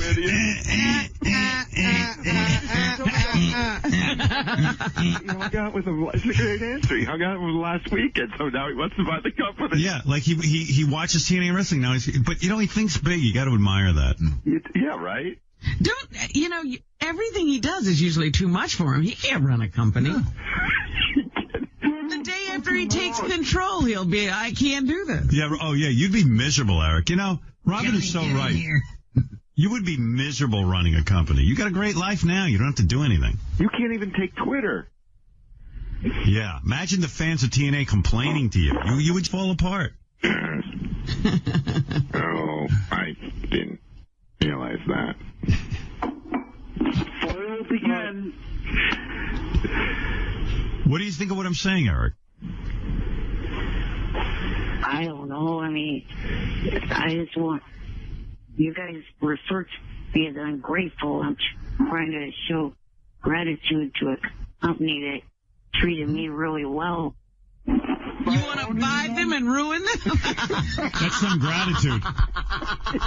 Wow. I love you. Let me ruin you. That's some gratitude. He's going to have the fans buy TNA wrestling for him. Wow. And then he's going to wreck it. Can I be your buddy? Eric does have a point, though, because I never heard of TNA wrestling before, Eric. Yeah, but somebody must be into it. We just actually have a brain in our head and understand that wrestling is a complete fake thing, and we don't give a shit about it. I understand it's fake, too. It's not even the good wrestling with Vince McMahon. It's like some other wrestling. Right. If you're someone that enjoys sports and entertainment, it's something that appeals to you. Well, Eric, when you were a travel agent, only 3 people booked plans and vacations with you, and they were all in your family. You're not equipped to run a business. Your family can't completely support TNA wrestling. Dude, you know what running a business is? You get up at the crack of dawn. Trust me, I run a fairly large business. You're working 24 hours a day. I'm in meetings. I'm on the phone. I mean, it is brutal, and you got to deal with people. And he's so good at that. Yeah.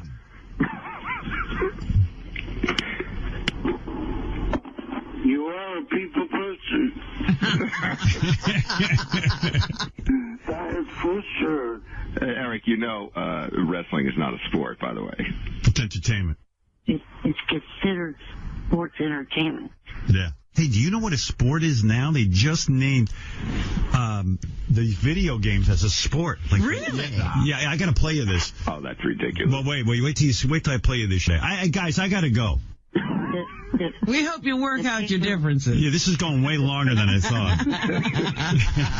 Wait, one quick suggestion that's serious for Eric. Since you're so into this wrestling stuff and you want to, why don't you just start your own little, not to make a joke, but start your little company where you have, you have wrestlers. Like, make your own little.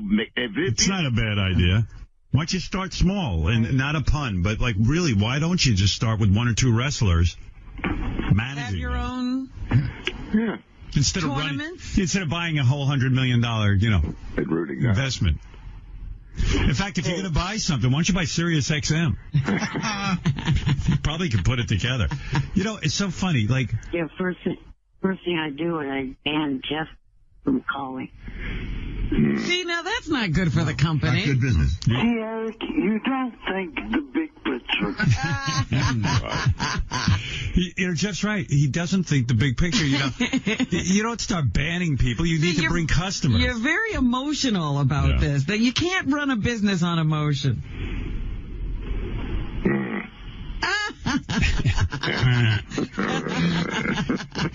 Cornered with logic.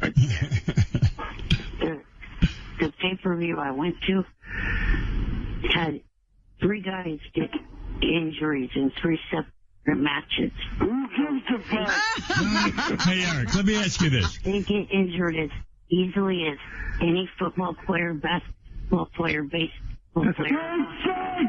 Hey, Eric, when you buy a company, the first thing you got to do is really figure out what it is the company needs. So let's imagine you owned, I'll indulge you here. Let's imagine tomorrow the audience buys you TNA Wrestling. What is your first actions that you would take? What are your first actions?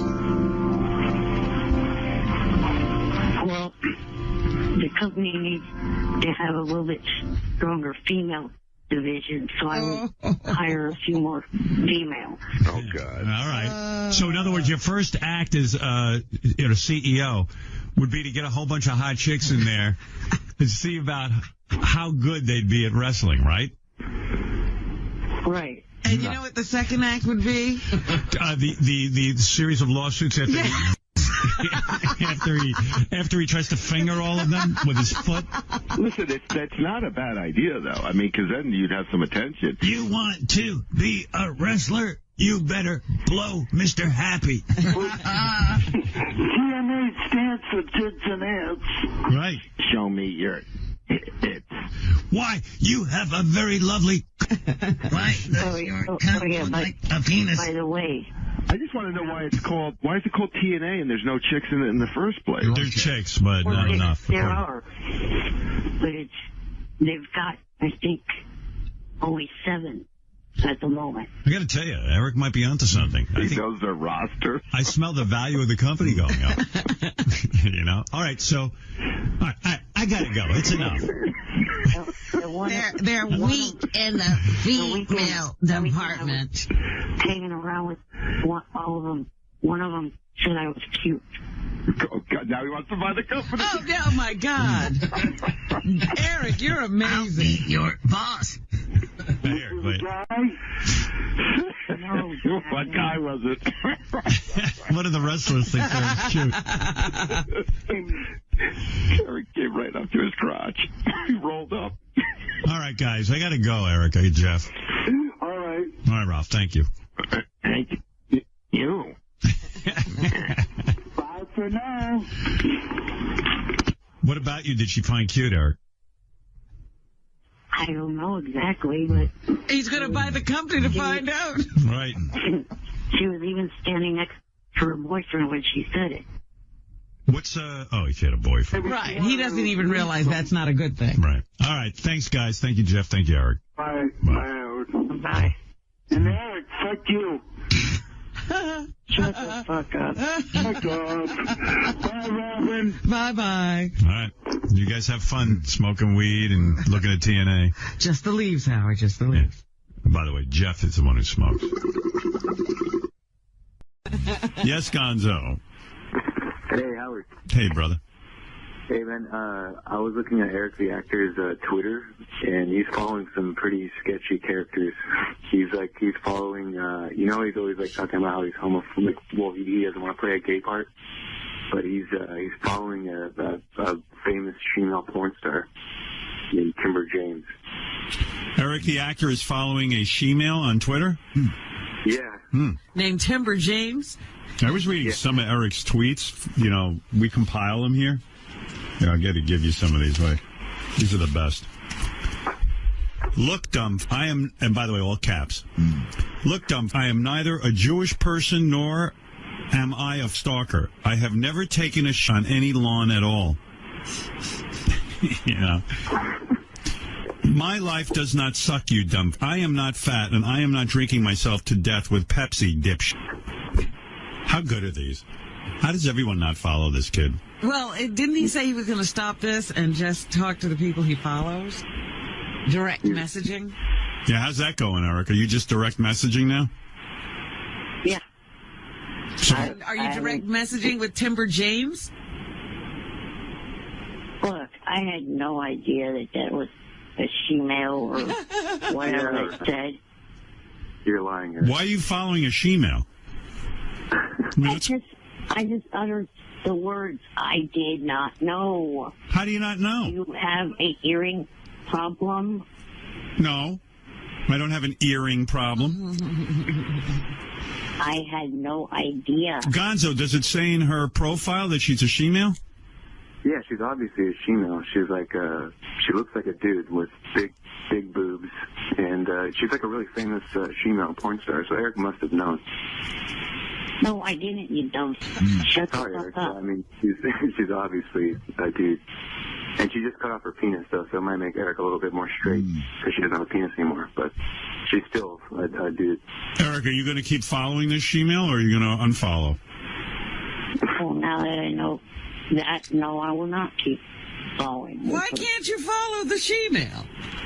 See, Eric, you're kind of anti-gay a little bit. No, I'm not, you prick. Yeah, but you kind of I are. was. I mean, why, you won't follow someone just because they're a she-male? Yeah, I follow her.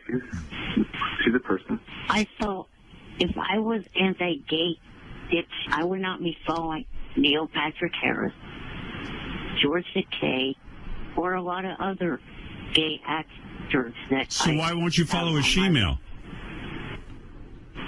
You draw the line at that? Yes. Why did you start following her, Eric? Why would you just start following people randomly? Did not know. How can you not know? It says right on her It profiles. says through your dead, you idiot. On her profile, it says she-male porn star, like right next to her name. Yeah. Like Well, then XXX.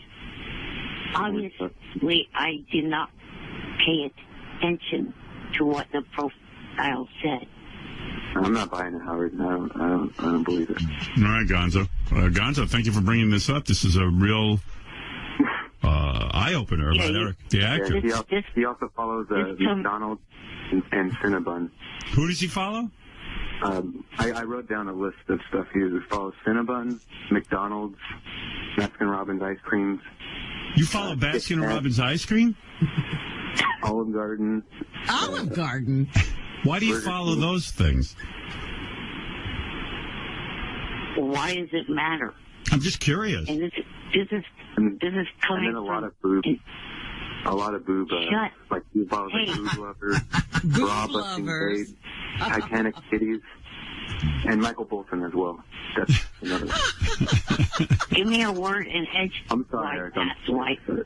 I'm sorry, Eric. I love you, buddy. This is coming from You follow Olive Garden, and you're probably the only guy who does. I mean, why would you follow Olive Garden? Can I have a moment? Yeah, we're trying to answer the question. Why do you follow Olive Garden? Why does it matter? I'm asking why. There must be a reason. You got to have that Olive Garden news? Oh, I'm about to hang up on you dicks for not letting me speak. We keep asking. You don't answer. This pause is your space, and then you don't answer. I'm trying to say something else, and I've been trying to say it for at least 2 minutes. Just answer my question. Why are you following Olive Garden? I don't care. But you do care. You followed Olive Garden. There's two reasons. We're talking about the fact that he's following Olive Garden. Go ahead. The first one is because they have millions and millions of followers. Maybe some of them will follow him. And the second reason is for the free coupons. The coupons. Is that what it is? Is that it? But they give you a free coupon. I think they tweet. I think sometimes they'll tweet like the deal of the day or a coupon. Yeah. Is Gary right? They get a free coupon? I've never really paid attention. So then why do you follow Olive Garden? I follow a lot of restaurant ones. Yeah, Why? Cinnabon. I'm just asking why. Oh, Cinnabon's a porn star. Is it? Yeah. It's Cinnabon. That's the cinnamon place. It's the cinnamon place. Cinnamon place? Cinnabon. Yeah, it's like where you buy cinnamon rolls. You follow a place that sells cinnamon buns in a mall? Yes. Okay. Why? How under a rock do you live not to know what the hell's in a bun is? I live under a rock. I don't go out. I'm sequestered. But as I've been Why do you follow a cinnamon place that hands out cinnamon buns in a mall? It sells cinnamon buns in a mall. Probably the same reason anyone else follows the company. Okay, why? Just to follow them. You don't know, do you? Do you know why you follow Cinnamon Buns? He doesn't know. You don't know why you follow something. Right, like in other words, I can think of like I follow a photographer or like I'm into Photoshop, I like that, or I'm into I don't know, whatever my interests are, like the news, CNN. Why do you follow a cinnamon bun place? Why is this dipshit wasting his time reporting what the hell I'm following? He can't answer a question. I know, it's weird. Like, in other words, like, Eric, do you follow Jack Nicholson or Robert De Niro? I got to make a point here. Olive Garden, we just looked it up. They don't even have millions of followers. They have under 100,000 followers, okay?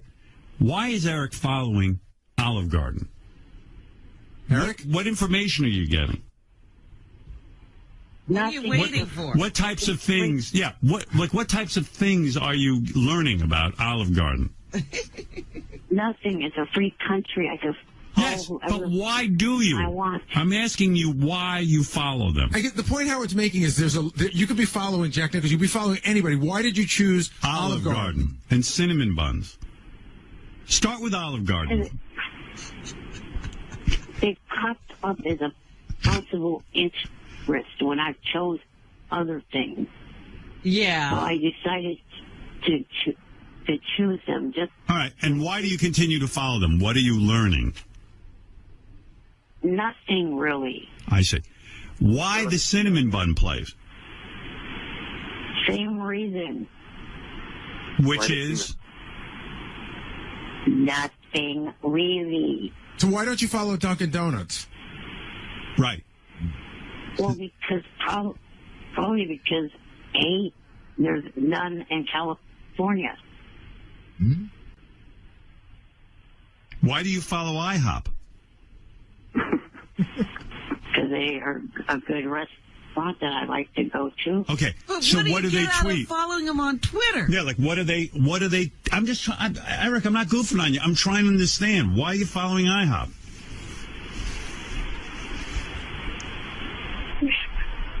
You have a hearing issue. I just said that they are a good restaurant. Yeah, but I mean, like, so what do they tweet? What are some of their sample tweets? Like, what do they say? Like, hey, we're having a special? Really, to be technical, I hardly ever look at the list of tweets that I follow. Then why follow them? I don't know, just because I want it. Man, it's like makes pulling no teeth. sense. He's a tough guy to interview, isn't he? Little guy's a tough guy to interview. He also follows Kit Kat, the candy bar. Oh, my goodness. Well, what is Kit Kat saying? I don't know. You can eat it any time. The damn thing that I've been trying to say for the last 5 minutes. Well, because whatever agenda you have is probably boring. This is way more interesting. Yeah. I want to know about What do you want to know, Gonzo? Yeah, I want to know why Eric's following all these females. He follows more than one? I think, yeah, he follows a few, I'm pretty sure. Well, I've that's the first one that I uncovered, but I'm sure there's way more. There's like tons of... So why is it okay for him to follow, like why in his head is it okay to follow gay dudes? But not a she-male. But not a she-male. In fact, I would think a she-male before a gay dude if you're going to be homophobic, because a she-male at least looks like a woman. It's on the way. Right. But I think Eric's kind of like into that, though. Because she's a attractive-looking female. Like, she might trick someone, but, I don't know. I think Eric is kind of... I am not at all into that stupid, you idiot that's named after a fucking muppet. So you're telling me, Eric, you're going to stop following the she-male? Yes. Wow. I don't understand. Are you going to stop following all the other she-males, Eric?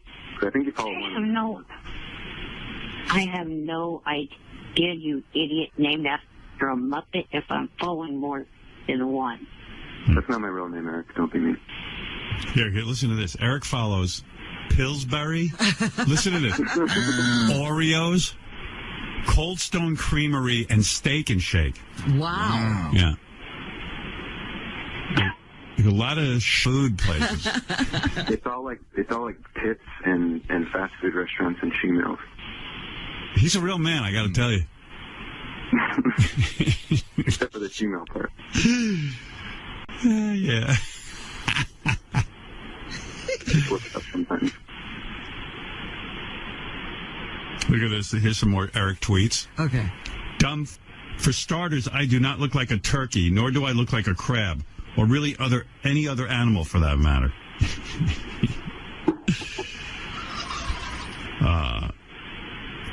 No, I do not have a wooden leg, you pathetic dumb. I do not have any wooden parts, dipshit. Look at the war you're in. Shut the f up, you pathetic dumb. I am not going to mentor anyone about their dicks. Off, dipshit. Wonder what that was about. Mentoring about dicks? Yeah. Some dumb ass kept asking me if he should get circumcised or some stupid shit like that. Yeah. For being a bully, Eric, you follow a lot of anti-bullying Twitter. Hey, moron.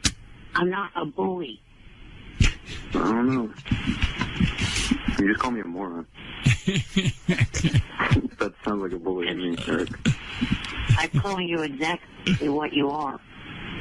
I didn't use hateful words like you did. When a shoe fits, yips. Eric's like a following slut. He'll follow anyone who's got like a fast food restaurant or either food or cock.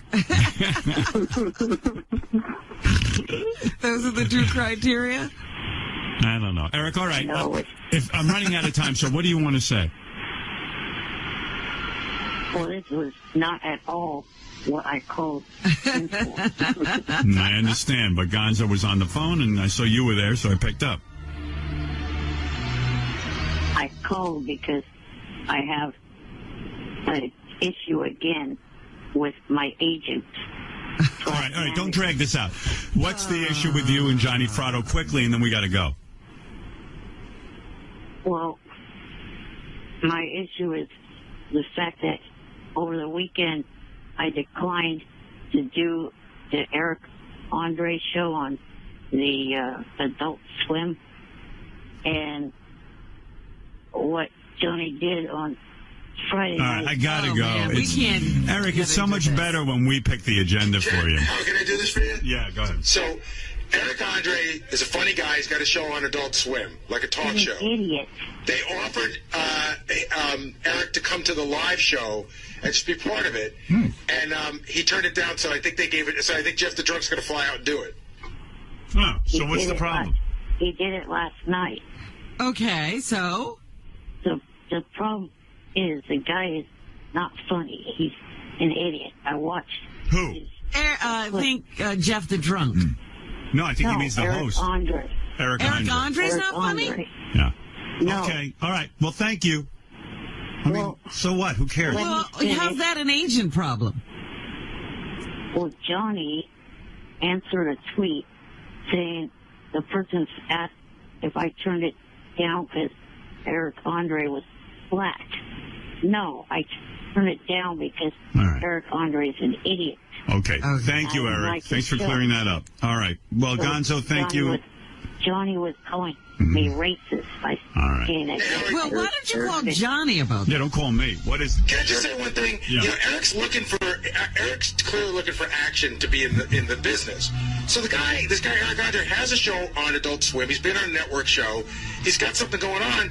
Yet Eric once again turns it down. Right. That's the bottom line. Eric has a strategy. Yep. Hey, Eric's only available for certain shows. Have you watched this show? I've never heard of it. The guy makes Conan O'Brien and Jimmy Fallon and other idiot talk show hosts look like geniuses. Eric, how many offers are you getting? Are the offers pouring in so that you could just turn down everything?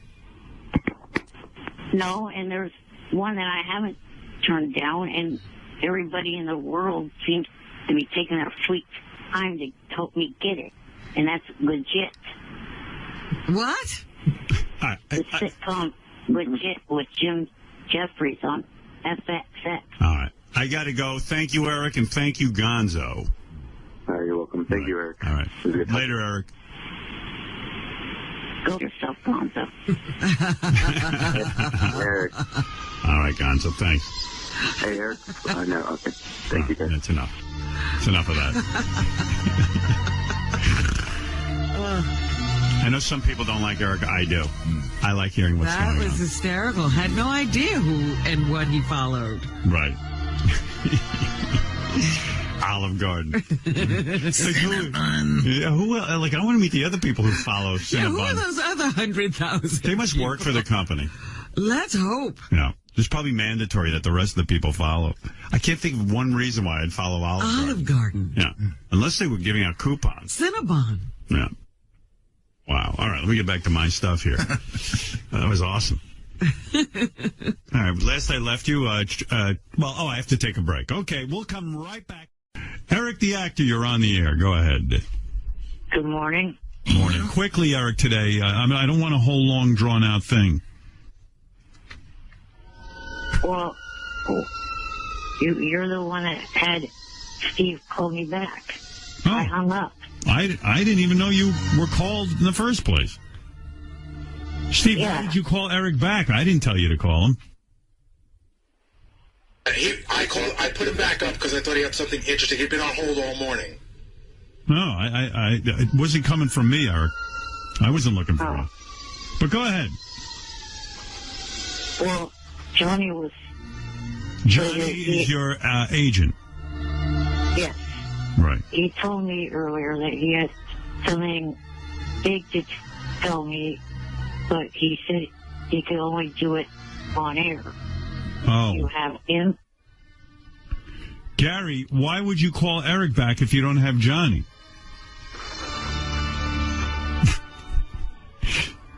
Eric makes a point.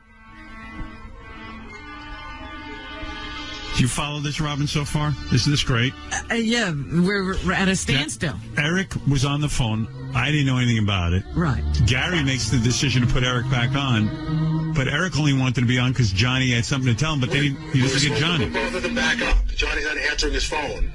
So then, why didn't you just pick up the phone and tell Eric that you can't do it instead of wasting my time? Eric, he's not here. I gotta go. I'm so sorry. Forgive me. That's the incompetence of my staff. All right, maybe tomorrow. Maybe. Later. Eric the actor. Bye. I mean, Johnny Fratto and Eric the actor are on. I have kind of limited time here, but they've been calling for 2 days straight with some sort of big news that Johnny wants to tell Eric. Okay. All right, Johnny, you're on. Tell Eric your news. Well, Howard, boy, I'm so conflicted about telling him this because he's been such a prick. Didn't he fire you? But I will. Didn't he? Yeah, he fired me. Eric, you fired Johnny. He keeps firing me. But listen to this.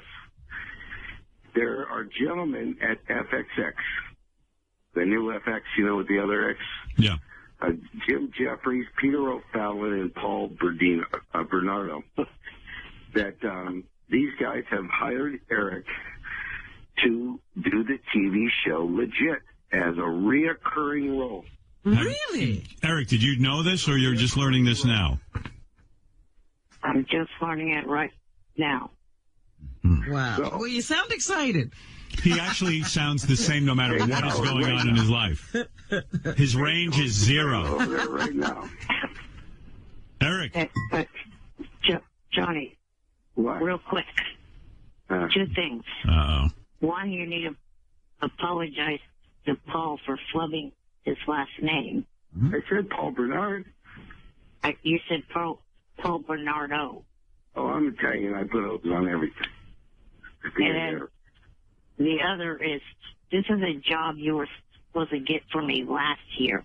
Howard, Oh, my goodness. Wow. Okay, Howard, I'm going to kill him. Wow. This is Howard, it's a reoccurring role, a scripted show on Fox. Wow. So FXX. And isn't it amazing that Eric just kind of, just literally just said 2 of the most negative things. Number 1, you got a name wrong. Who cares? Number 2, you were supposed to get this from me last year, so I'm not even excited about it. Right. So better get excited about it, because earlier I said to him, Eric, this big thing I have to do for you has got to be on the 2nd or the 3rd of December. He started arguing with me about that. He wants to argue about 2nd or 3rd of I am an intern. I just figured out by listening to you guys I don't get paid or anything. You give the intern. I must be an intern all of a sudden. Eric, you don't want to start up. When does Eric? Oh, Johnny, calm down for 1 second. When does Eric start this job? December 2nd. And Eric doesn't want to? Tell him, Eric, how you feel about that date. The problem is, the 2nd is following Thanksgiving. Right. Thanksgiving, the day before, all the way till a few days after, are nightmare travel days. Eric. Eric, it's for me to get down there. It's unbelievable what I'm hearing. This is what you call a job, Eric. Yeah, it's called an inconvenience. Yeah, but how am I going to be able to... Eric, that's not your employer's... Hold it. That is not your employer's problem. Just get yourself there. If it means getting up earlier, you get up earlier. I mean, I've done everything I could do. And I can't believe you don't sound happier. Well, here's the thing. I think Johnny was expecting like a thank you. Yeah. Who's to say that there's actually any open plane flight with any open seats? Wow, Who's to say? The airline. Eric, this is insane. We'll figure that out. I'm sure they're going to figure that out. Eric, Howard, it's a reoccurring role. Eric, Did you explain to him how important that is? You're talking about a regular role on a series. Actors wait for this entire life. Is he going to have a problem getting there every time and have a problem with whatever date Johnny gives him? Yes. I hope not. Yeah, of course he is. Well, I'm not asking anybody to change a date. That I am not going to do. Hey, Johnny, if I was you, I'd just put the job out there. If he can't get there... That's it. That's it. This is not. Well, I just lost a lot of my steam earlier when we were talking about the interns, and I started going, holy I fit in that category. Yeah. This is what this got me doing. Eric, what do you say to all of this? I mean, what is going on? Let me hear. Howard. You're the only guy I know. Let me talk to Eric for a second, Johnny. You're the only guy I know who finally gets his dream of a reoccurring role on a series, and you're filled with like... You're not happy. I can't even do it. I don't know how I'll get there. That's the easy part. Poke holes in it, you know? The easy part is getting there. The hard part is getting apart. Yeah, really. You know, the people from this show can't be too happy to hear your reaction. And did you just say it took me a year to get it? Yes. It did. This is how hard it was. It took a year. Why did it take a year, Johnny? Explain it to him. Why did it take a year? Howard, because they were trying to figure out a way to fit them in. Right. And these three guys had to come together. Jim Jeffries and Peter O'Pal and Paul Bernard had to come together and go to FXX, and talk them into this. This was not a little thing. It was a very, very big thing. There were probably serious meetings about this since this is a reoccurring role. So it wasn't easy to do. Here's another question to you, Johnny. Boy, oh boy. Is this to try to make up for you calling me racist on Twitter? Where are we going? I didn't call you a racist on Twitter, okay? I did not do that. Howard, change lives with me one day, okay? No way. I want to be on America's Got Talent. You come deal with Eric, deal with Willie, the 5-year-old, deal with the 11-year-old. Wow, I mean, I am dumbfounded. It's cool. I was expecting Eric to, just go berserk over this news and go, oh, my God, my dream is coming true, and yet what I'm hearing is... I don't think he really... Howard, I don't think he understands the bigness of this. All right, well, guys, I got to go. I got to move on, but... Yes, Eric? I understand it all. It's the timing that's the problem. Why? What is the timing? What else do you have to do, dude? I don't want to be stuck on an airplane where I can't move my arms because it's so tapped. We'll fly them the So week. why don't you fly the week? So fly there 2 weeks before Thanksgiving. Yeah. And stay in a hotel. You get one of them suitcases like they used to carry like Charlie McCarthy around in and put them in there. Yeah, dude, you want to be on TV. What do you think? Do you think TV is going to change for you? Howard, explain to him reoccurring role. He knows I what don't it think is. he understands the money aspect of that. That's a regular. Before Dude, that's a paycheck.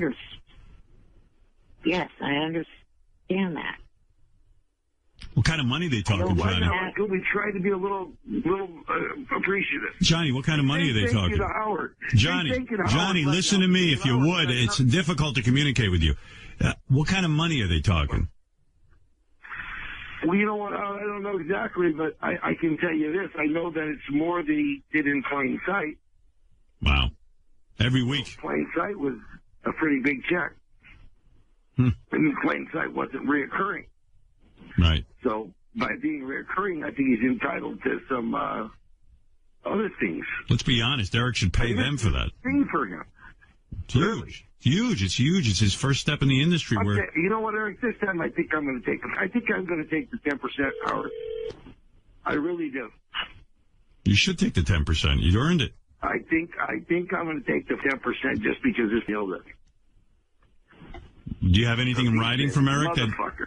Do you have anything in writing from Eric that you're his agent? No, nothing in writing. Nothing in writing. Mm-hmm. No, because I've been an intern. I just realized that listening to the beginning of the show. So why do you even do it? I mean, for this kind, you don't even get a thank you. I feel like I have to do. I feel like I owe you guys something. You don't owe us Every anything. now and then, you have to do hard. Well, no, because being around the show has helped me a lot too. Well, So I anyway. figure anytime I could give back, I give back. But there's got to be somebody easy over there. You know what I mean? That I could give back to. This guy's too tough. I know. Talk about a anticlimactic announcement. Oh, really? Yeah. Do you feel like we just said something that was great? No, Eric, are you There's turning? not an actor in the world that wouldn't be jumping up and down. They'd be Marianne from Brooklyn. Eric, are you turning down the role? No. You're just not going to go. Well, he's got to go. You realize as a grown man, you have to take responsibility and get yourself to your job. That's true for all of us. I know, and the other thing is also prior to finding this out, I kind of committed to watching my brother's dog while they're in Disneyland, and they won't be back until the 3rd. Eric, you're full of crap. Bring the dog here. I'll take care of the dog. Okay? You don't have to worry about the dog. I'll treat him just like I would treat you. Great. Same way. All right. Well, Eric, Eric's full of crap. He says he wants to be an actor, but he really doesn't. Johnny, just want to check out something. No involved, right? No. All right. Nope. Straight part that he actually gets to play a person who's much like himself. Like they said, a kind, nice person. I'm thinking, boy, somebody needs to rewrite that. But with whatever his affliction is, right, they want the character to have the same affliction that Eric has. Right. He has to grow a beard, I think. Right. That's it. Uh-oh. There's another objection. Is there any problems with that, Eric? Could you do that? I'm not sure if I could grow a beard from now till then. I'm positive that some people at the Stern Show that will shave their pubes and we'll figure out a way to make a beard for you. Hell no, I'm not doing that. You won't wear a pubic beard? No. All right. Well, look, I don't want to go through this. All right. I just shaved last night. Is there any part of this that makes you happy? Any little part? You mean you shaved last night, Eric, and how long does it take for a beard to come in? You got a whole month. Not a whole month. Well, he said December. Couple of weeks. Yeah. A week. Howard. It's like 3 weeks. Well, about 2. Then you're in Howard, good when he shape. can't get me on the phone, he calls the 5-year-old and talks to the 5-year-old about Skylanders. All right, look, I got to go. I don't. Guys, Eric, good luck with your role. If you take it, if you don't take it, sounds to me like it's not going to happen. Johnny, if I was you, I'd bow out of this thing. You gave him the job, and that's it. Let him handle You it. gave him the job, Howard. You gave him the job. Yeah. That's where they found Eric, and that's what they're interested in. Everybody's interested in getting in here. If somebody gave me a reoccurring role right now, starting day one, I start growing my beard, I get my ass to. You find out what the airline flights are? Where are they shooting, John? Yes. They're shooting it right in L.A. Wow. Yeah. Over at Fox Studios. Wow. So it's this show has got they got Carrie Fisher, they got Tom Arnold, they got Bob Saget, they got John Ratzenberg, that guy from Cheers. Wow. They got George Lindazizian or whatever his name is, the guy who's 007 guy. I mean, it's a big budget, it's a big show.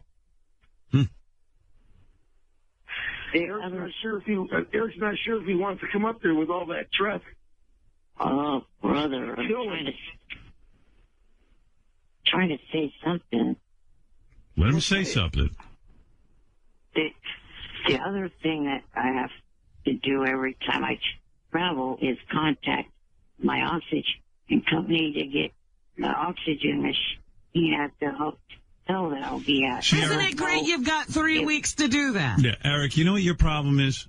You make everyone your problem. Everything is everyone else's problem. Make your problems your own. You know what you have to do. Now get to work.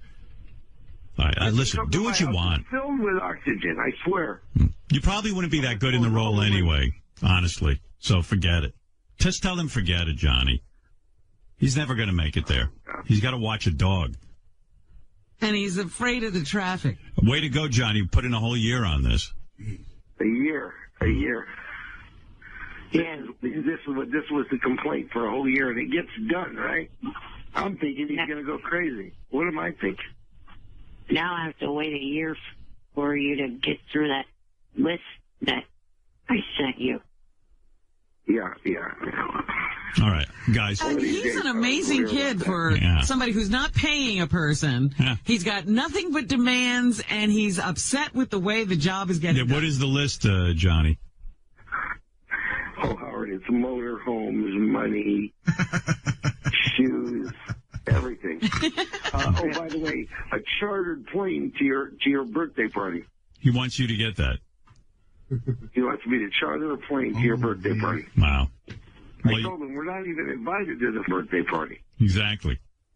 He wants to charter the plane now, just in case. All right, Johnny. Well, you certainly have a tough life with Eric, and I don't know what's going to happen. We look forward to getting an update. That's why I like that you went back to AGP, Howard. I love the idea that you went back. Or I'm going to make you change places with me. And you know what it is? So many people don't appreciate work. Eric's one of them, apparently. I mean, let's face it, Eric really has no acting chops. The fact that they gave him this job is as a result of his appearances on here. And now he's going to throw it all away. What? I have acting ability. I've been acting for 11 years plus on this show. Eric, you know you're not that good. You're not that good at acting. Let's be honest. I got the drunk is almost going to commit suicide. Everybody, because of my acting, everybody has a complete wrong perception of me. I don't think so. No. What do they think you're a prick? Have them call me. I'll tell them. All right. I'll tell them. Just have them give me. All right, guys. This is growing tedious. I have to go. Thank you. Thank you, Howard. Do you want to talk to Underdog Lady? She's even annoyed with you. Thank Howard. It's not. All right. Thank you. Thank you, Howard. You're welcome. Bye-bye. All right. I had enough. Oh, my God. It's so annoying. It's so annoying. Imagine a reoccurring role on a TV series. Yeah. And he's turning it down. Well, he says he's not, but I don't know. But he has so many, I have this problem and I have that problem. Yeah. It's never going to work out. Oh, my God. So much going on. Oh, by the way, Eric the actor, I'm going to mention this, is tweeting again. Remember he said last week, we took a week off. Maybe Eric can take Paul Walker's place. Oh, here is Eric, actually. Yeah, Eric, there's an opening in the Fast and Furious franchise. I'd go see that. Now, if Eric was the star of Fast and Furious, I'd go see it. That movie is a little out of my ability. It's a little bit too physical. Well, that's what acting is. And that's what makes a great movie. When you take someone like you and put you in something ridiculous. That's right. Yeah. Believe me. And I'll tell you what this... What? There's no way that someone like me could be in a Fast and the Furious movie. That's what I love about Eric. Not possible. When Eric tweets, this is exactly what he tweets. Like he'll go, like someone will write him. It's so brilliant. One of our listeners will write Eric on Twitter. Hey, I heard you're going to be in you're taking over in the Fast and Furious. Instead of like Eric just not responding to that, he'll go. He'll have to have a discussion. Go, you dumb. That is out of my physical ability to be in the Fast and Furious movie. So listen to these tweets.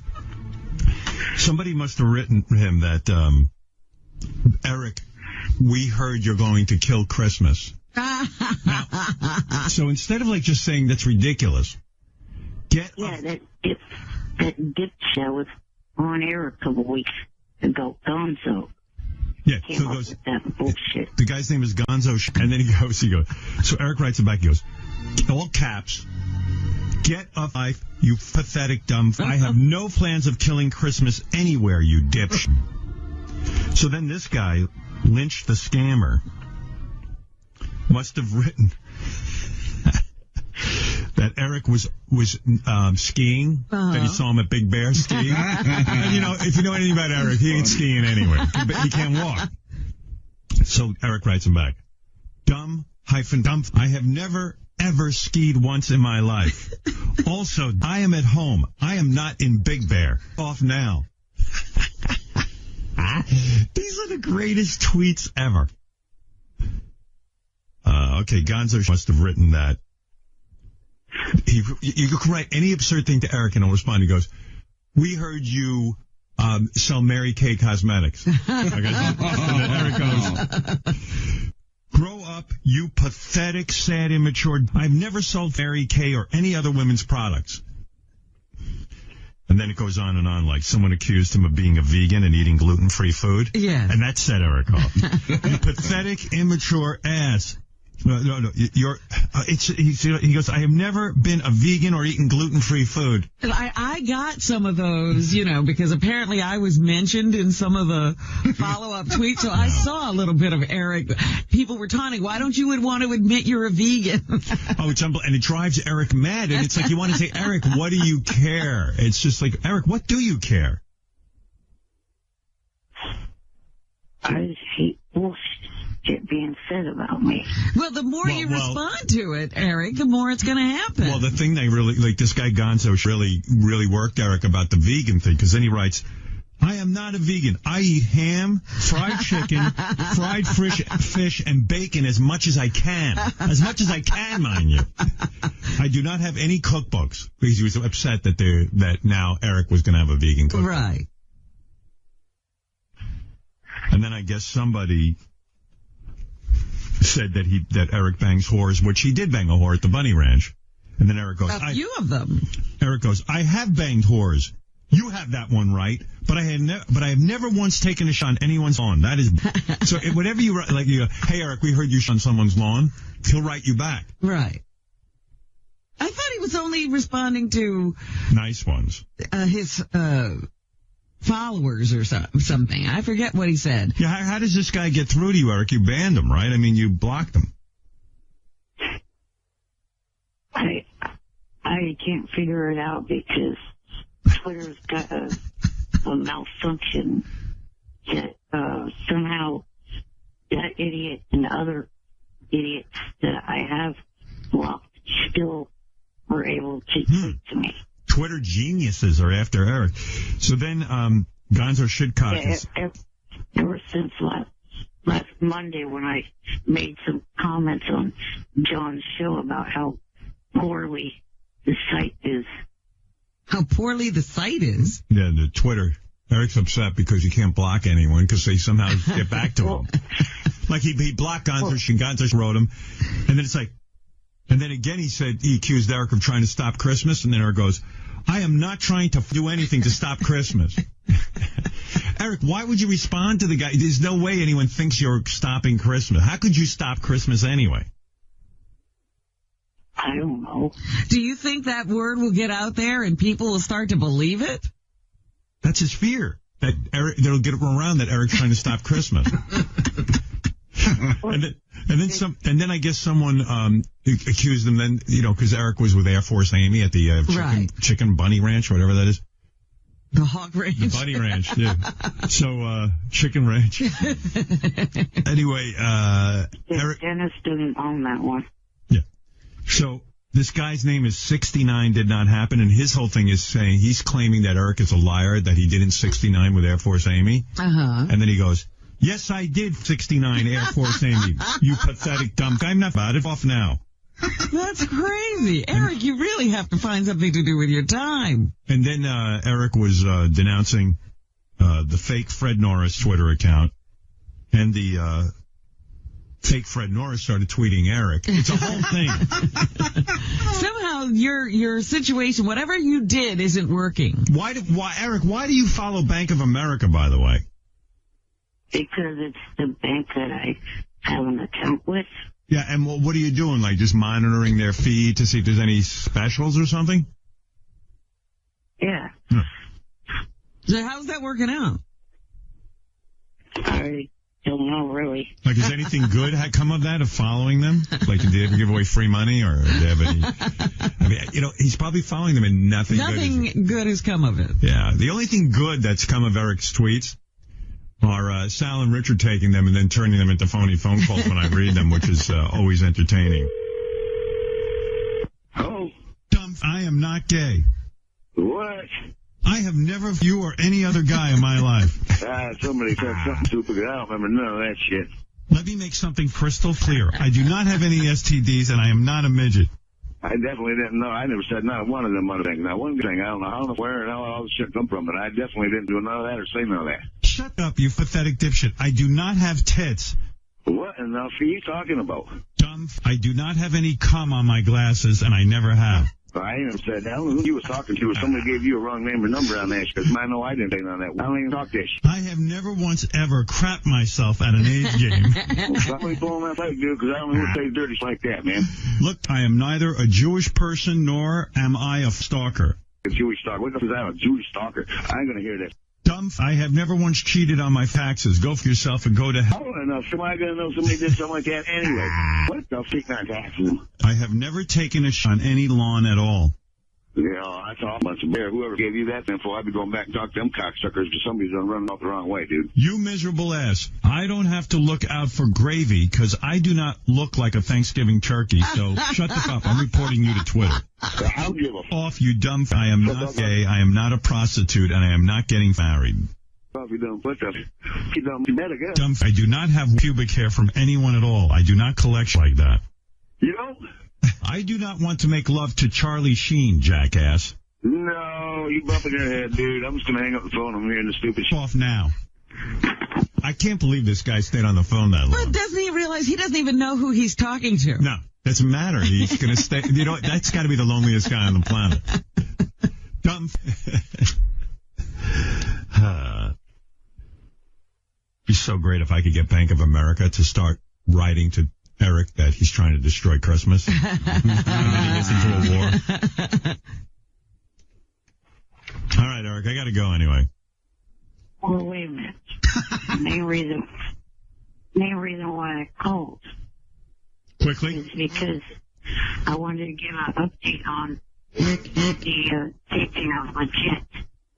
It was supposed to be today and tomorrow, but as soon as I told the guy that you guys weren't going to be live on air last week, he asked if we could change it to Wednesday and Thursday. Okay, cool. All right, thanks for letting us know. Bye. Bye. Okay, Eric, thank you. No idea. What in the world is he talking He finally had his time to promote whatever he was promoting, and the phone fell. The guy's got no luck. Well, this is Gonzo dumb. Hey, Gary, I just hung up on Eric. Can you get him back? Get Eric back. Is that you, Gonzo? Yeah. Hey, what's up, Howard? Hey, man. It's me. Oh, my God. The funniest Twitter exchange ever between you and Eric. Yeah, Eric's been bullying me, man, on Twitter a lot. Bullying? Yeah. Yeah, well, I'm trying to be his friend, and everything's you, and suck my dick, you dumb I'm just asking him about, I've heard rumors on the internet, and I'm just trying to get clarification. Yeah, Gonzo, what have you heard? Eric's trying to destroy Christmas, huh? Yeah, I heard he was trying to destroy Christmas in Sacramento, Fresno, and L.A. Well, let me see if I can get him back on. And, hey, Gary, you got any luck? Hold on a second.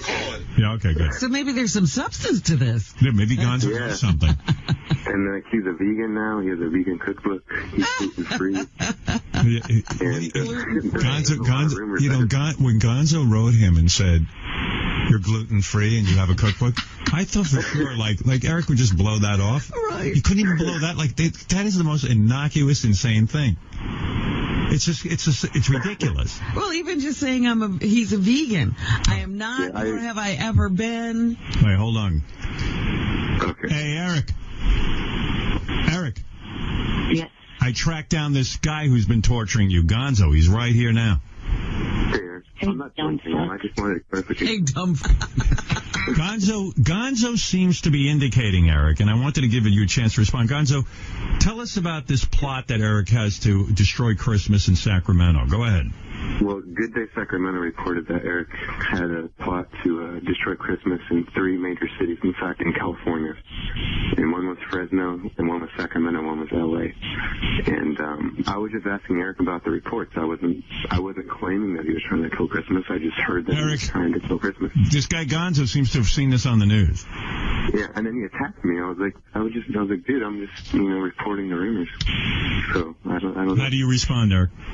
What's up, Eric? Grow the fuck, you image for sackish. Good Day Sacramento doesn't report about me. And how do you know? You probably don't even live here.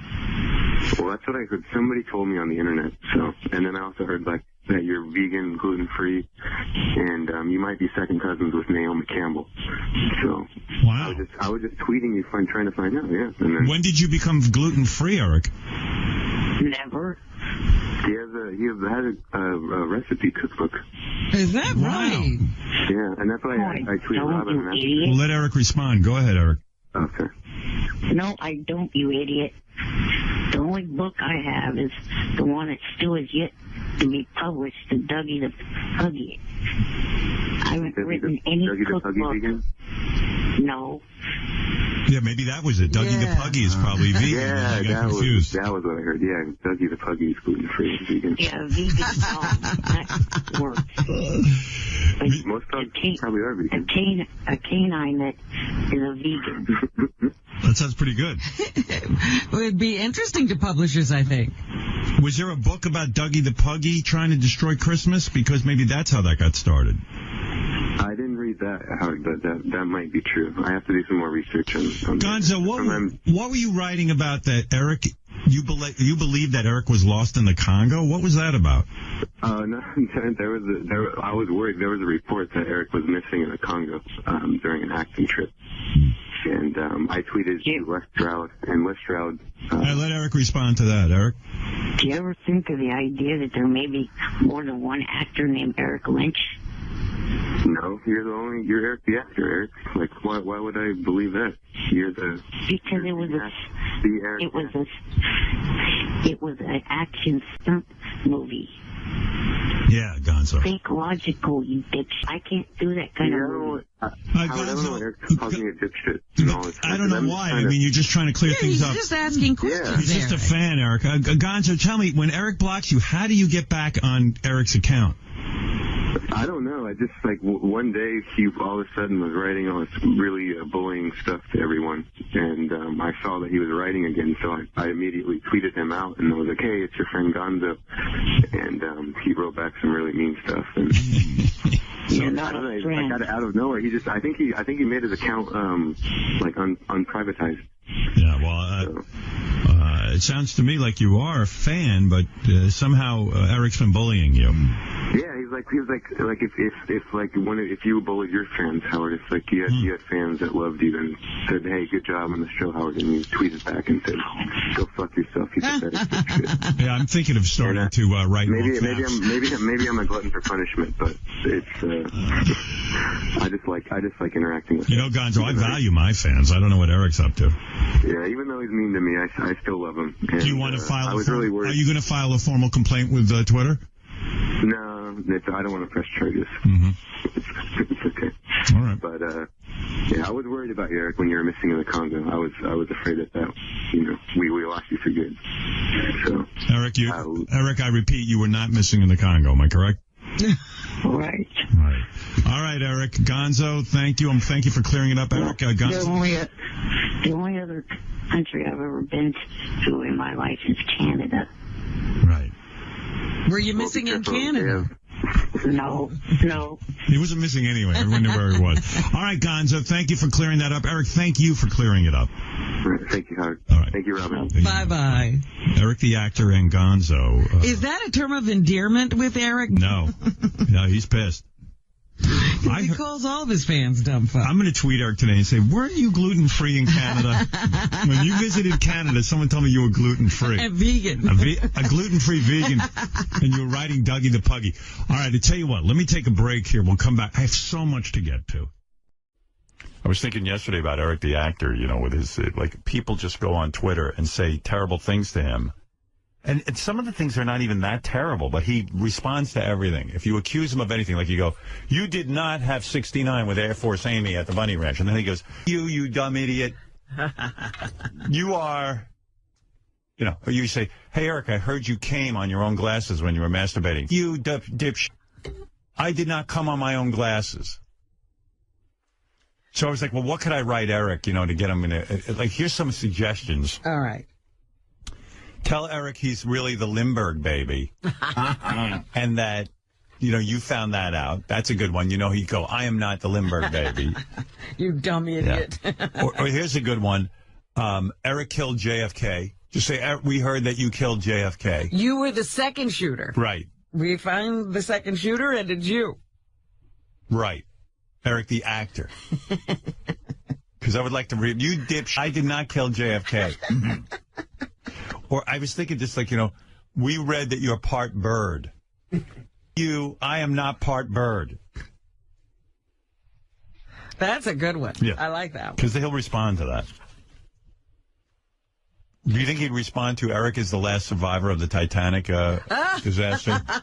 You dipshit, I am not the... I was never on the Titanic. Right. We could write him. We heard you're over 100 years old and you won't tell the truth, or that you hate Rosa Parks. Oh, that'll really get him. Yeah. A lot of people like that prank call I made where I'm reading Eric the actor tweets. I played that for you yesterday, didn't I? What? Did I play that for you? Oh, yeah, the Eric the actor tweets, Yeah. I still like the Eric the Actor opera that's playing on Broadway. It's so good. Coming to Broadway, Eric the Actor's tweets, the opera. I do not shit myself. I do not shit on myself. I've never once crapped myself when I was at the A's game.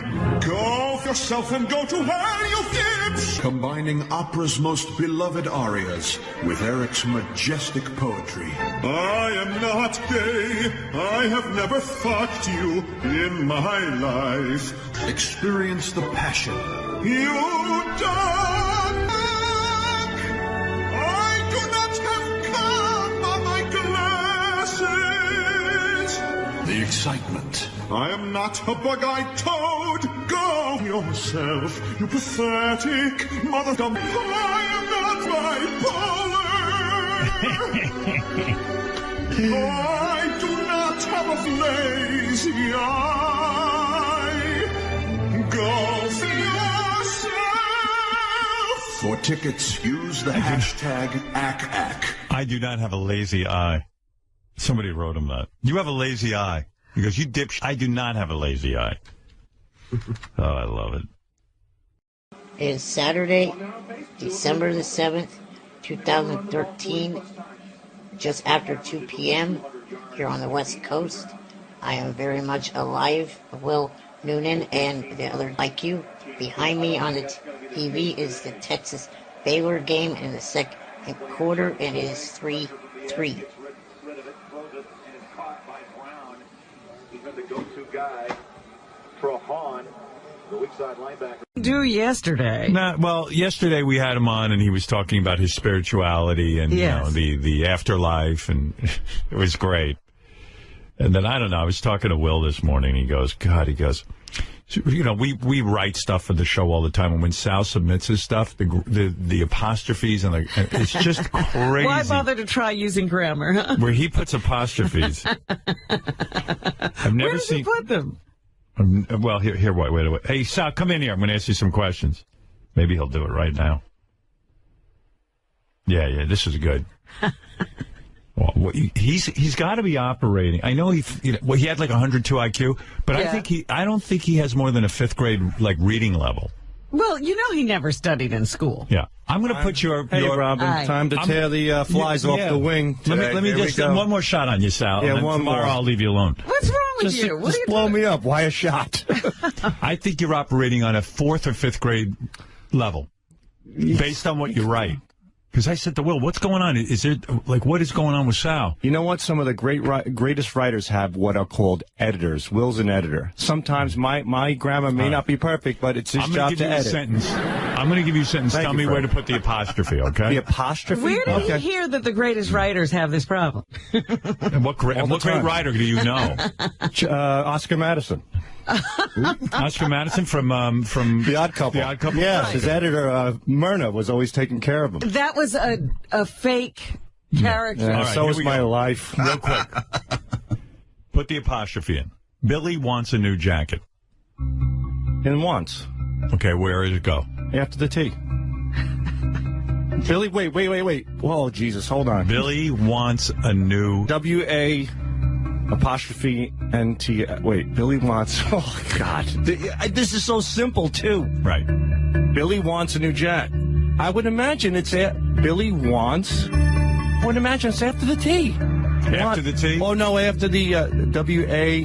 After the A. After the N. W-A-N apostrophe T-S. Right, because Final answer. Most times you spell it W-A-N apostrophe T-S is how you spell it. Sometimes I'll do that. Yeah, and sometimes you put it after the T. I've seen you do it both ways. You can't make up your mind. So you sure you want to... So well, sometimes you have to put if it's pluralized, you have to put an apostrophe. For example, like Howard's house. After the D, you put an apostrophe. All right. So Billy wants a new jacket doesn't require an apostrophe. Oh, okay. The word wants, it's a trick question. Yeah. Because every sentence you write with the word wants, he puts an apostrophe? After the N, which is unbelievable. Billy wants a new jacket. Right. Okay. Right. Wasn't you would need an apostrophe. They're a great couple. They're T-H-E-Y apostrophe R-E. Okay. They are. That's a... Good. All right. You got that right. Got okay. Bob loves his new job. Loves. No apostrophe. All right, good. That's Jim's car. That's Jim's car, which is a short form of that is, an apostrophe after the T. Okay. Anywhere else? That's it? That's Jim's car. Jim's new car. No. Jim's new car. That is, which we got correct. Jim's new car. I'm going to say an apostrophe after the M as well. All right, good job. Well, that's because you pointed it out. That because I'm another place, Howard. All right, if I say Sal's a moron, does that require an apostrophe yes. or no apostrophe? Sal's a moron is Sal is a moron, therefore it's an apostrophe All right, S. You got that one right. Okay, good. So Will's a jackass. That's what we learned from this. He's not a jackass. He is. I'm telling you, we're correcting your spelling every minute. Oh, please. And some of the definitions are out there, too, if I may say. Definitions. Oh, my God. What does vicinity mean? Vicinity means a form, a spot, an area. No? Okay. I'll accept that. Not really. Well, it's close enough for him. Right now, I'm in his vicinity. In the vicinity would mean you're near, close by. Okay, that's good enough. I was within the vicinity of the answer. You now Do you know used it in a melancholy? sentence Genius, properly. boy. What? Do you know melancholy? Melancholy means to be somber, sad. All right, good. Okay. All right. Well, maybe you're up on a 7th grade level. Oh, thank you. I appreciate it. But wants is just WANTS. Okay, you learn something new every day. All right. Thanks, Sal. You're Good job. welcome. Yeah, Good job. You got a lot right. Isn't it great to be able to learn something you should have learned 500 years ago? Yeah, because I would be alive 500 years ago, Robin. I think you need to go back to school. At the beginning of your life. I mean, this is silly. I got it right. Learning this. I got it right. Right. All right. Very good. It's easy for you to learn something new. Thank you. You know so little. Very true. What up, Gary? Before you get rid of Sal, ask him any one of the other 8 definitions. All right. All right. One here. You want to make yourself look foolish, Gary? Now's your chance. Do you know what Sal a metaphor brimming with is? confidence. What is that? A metaphor? Yes. A metaphor is...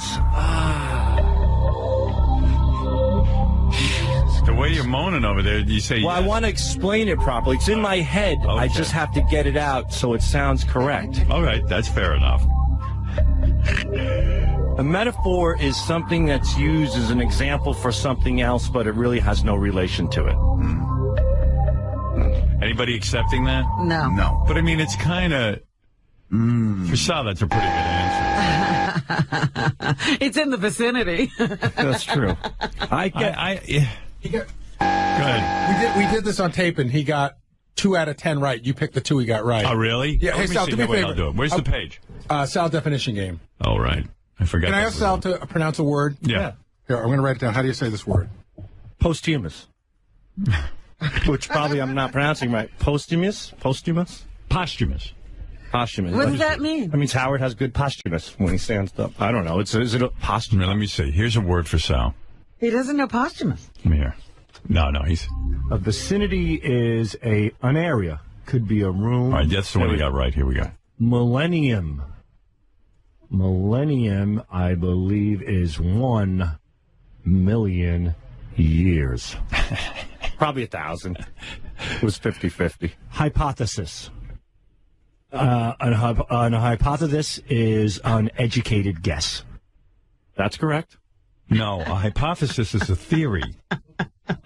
No, it's more of a theory. A theory is that isn't necessarily proven. Yeah, but I thought a theory was a confirmed fact, or what? No. A theory is based. A theory is based on a hypothesis. I love how you get it wrong and then you go, no. Wait, a theory is based on a hypothesis. Right. Transpose. Transpose means to move from one thought to another, like another possible thought. Eradicate. Eradicate means to disassemble and to fix. It's generally applied towards the military. Like the president wants to go in and eradicate. You're on a 5th grade level. When you eradicate someone, you get rid of it. You blow it up. You destroy it. Oh, I thought it. Well, I said disassemble. That kind of. Mm-hmm. Kind of. Like you hear, like we're going to eradicate like this area, or no, you're going to eradicate. We're going to eradicate the vicinity. I thought obliterate means to destroy. Well, okay. That's another word. See, I know that word. Obliterate's a big word. But eradicate means like we're going to go eradicate the Taliban. Okay. We're going to get rid of them. Sal shocked that 2 words can mean the same thing. Right. Eradicate. Like you and shithead, Gary. Eradicate means to disassemble and to fix. Disassemble and to fix. Well, if you eradicated the Al-Qaeda, you would kind of fix it. It would be fixed. We eradicated it and we fixed it. You got that right. That's true. Okay. Right. Posthumous. Posthumous. Posthumous means to, like, let's say, for example, you spoke about something humorous and now you're reflecting on it. It's posthumous. Well, he's right about that. That's pretty good. I like that. That's pretty good. Melancholy. Melancholy means to be like sad and down. That's and good. depressed. You got That is right. Yeah. Loquacious. Oh, forget that. Loquacious, I think, means really good-looking, hot. Loquacious. I thought it does kind of sound like that. Yeah, because I thought we referred to you, Robin, as loquacious. It sounds like a vagina was loquacious. You got which word is it? Do you got ambiguous wrong? I think I did. Ambiguous? Ambiguous. Ambiguous. Overdone. To be overdone. Overdoing it. You're being ambiguous. I know half a plate of pasta. What is it? I think I know what ambiguous What is means. it? I got to hear the half a plate of pasta. Overdone. To be overdone. Overdoing it. You're being ambiguous. I want a half a plate of pasta, and you're giving me 2 plates. That's ambiguous. Holy shit. What is he trying to say? I don't know. There was a word I was trying to say, and I said it to John a long time ago. We were driving home, and I said there was this particular word, and he explained the definition, and for some reason, when I saw ambiguous, I thought of that word. Dude, you got to read some books or something. I think ambiguous means to be like eclectic, actually. It means to be... like to be eclectic. Right, eclectic. That's Say what that again. Eclectic. All right. Which is eclectic. Eclectic. Yeah. Like to be out there, to be unique, to be different. Ambiguous, to be ambiguous is vague. Oh, vague. Okay. It's like I'm trying to think of a sentence that you might use it in. Like you'd say, "Gee, the definition that Sal's giving is ambiguous." Like in other words, we're not exactly sure. Yeah, I don't know why I bother. All right, listen. Thank you. Feel great. Now, Sal, you've learned like 50 things today. Too many things. I think if I ask him the same words again, he still won't. No, I'll know him. You will? Yeah, I think so. We never learned what posthumous means. Posthumous. Oh, posthumous. How do you explain that, Ron? Posthumous. It's like after death. After. He received an award posthumously. Yeah. It means he died and he got an award. Right, that's good. Okay, posthumously. Good. Okay, very good. You see it in the newspaper all the time. I had the post part right, which was after. I just thought it was humor. That was good. All right. Posthumously. All right, get out of here. Bad Grandpa was great, though. I watched you saw it? Oh, God, so great. So funny. So I only saw 20 minutes of it. Why? Because I fell asleep. I asked these guys, get it to me Sunday so I can watch it. Yeah. So now they scramble. They sent me 80 copies of it for Monday night. I got to go to bed. Right. I got a job. You're in for a treat. It's great. Well, what I saw was great. Oh, it was all right, get the guy. All right, what's the matter with you? I'm posthumous. Get out of here. A movie review. Whatever. Get out of here. Being ambiguous. Posthumous. Not posthumous. Posthumous. They're saying something funny and then reflecting on it. He's a pisser. It's too much. Because I'm looking at this sheet of paper. He writes me WAN''TS. I go, what the f? I go, well, maybe it was a typo of some kind, but every other one was a WAN''TS. Unless his iPad is like filled with like idiot grammar. Like maybe it's a defective. Because doesn't your computer automatically? Well, I guess they can't figure that out. Yeah, they don't know what Sal. Yeah, right. They can't even figure. The computer can't even guess what he's up to. No, but it's correct on your computer. You actually have to maybe select it to make the correction. Yeah. All right. Let me take a break here so I don't fall far behind. I got so many things to get to, including Johnny, of course. But we'll be back right after these words. Let's do it. I'm listening to the Howard Stern Show. Just freaking rocking, dude. Now, top-notch job. Breaking away from the mold and peek into the future. The Howard Stern Show. I'm into that.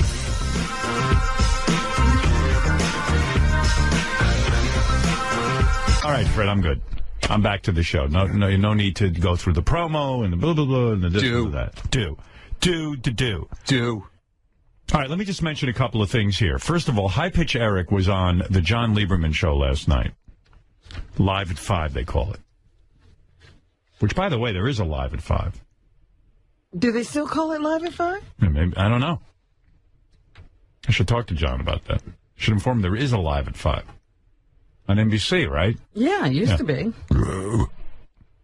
Couldn't he come up with a better name than Live at 5?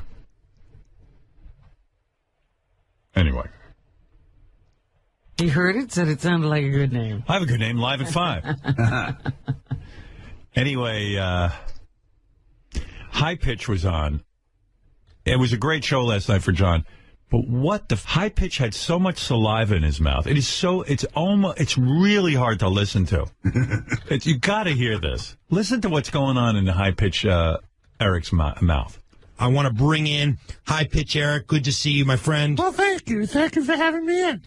You are currently unemployed. The prospects for job growth not looking good. How do you remain confident that you could find employment? I look for employment every day, but no luck. And oh, my God. It's so disgusting. He looks for employment every day. But no luck. Who knew he was political? He starts blaming Obama for not the fact that he's a mess. I mean, it's Obama's fault? Obama. Like, oh, this is the best interview ever. I mean, it's so bad because Obama's our president. So you blame the economy on President Obama? Absolutely. Why?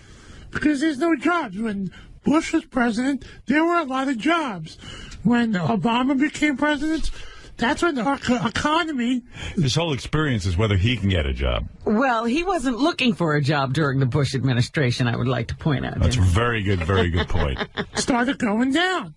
You don't blame the Republicans in Congress for the government shutdown, which, in effect, has now slowed growth? Oh, I blame them, too.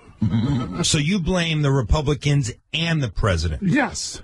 Both, for the lack of jobs out there. What sorts of jobs are you looking for? I'm looking for any kind of job that's out there. I look at Craigslist all the time. Who could put up with it? And it's so phlegmy, and it's like... And I'm not getting no luck. Now, you worked at Yankee Stadium. I'm not getting no luck. What jobs?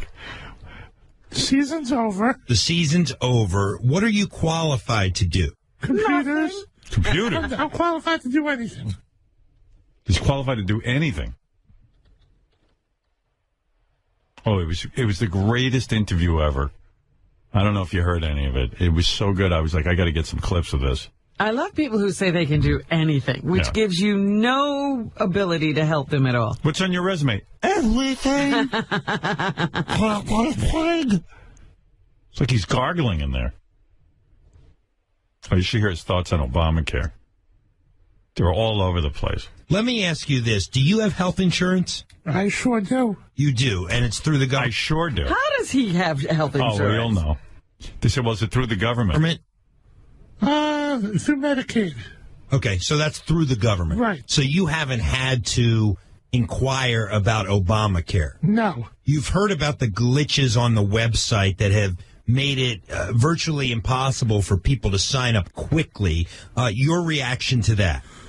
Well, you know something, Obamacare. Instead of saying I don't know, I don't know anything about it, he's got an answer for everything. It's the best.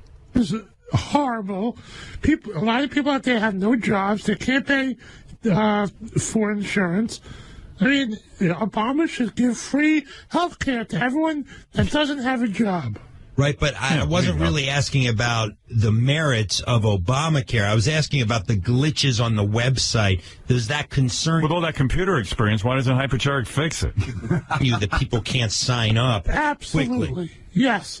And Obama should fix that. And Obama should get on these people's asses to fix it. Yeah. Obama.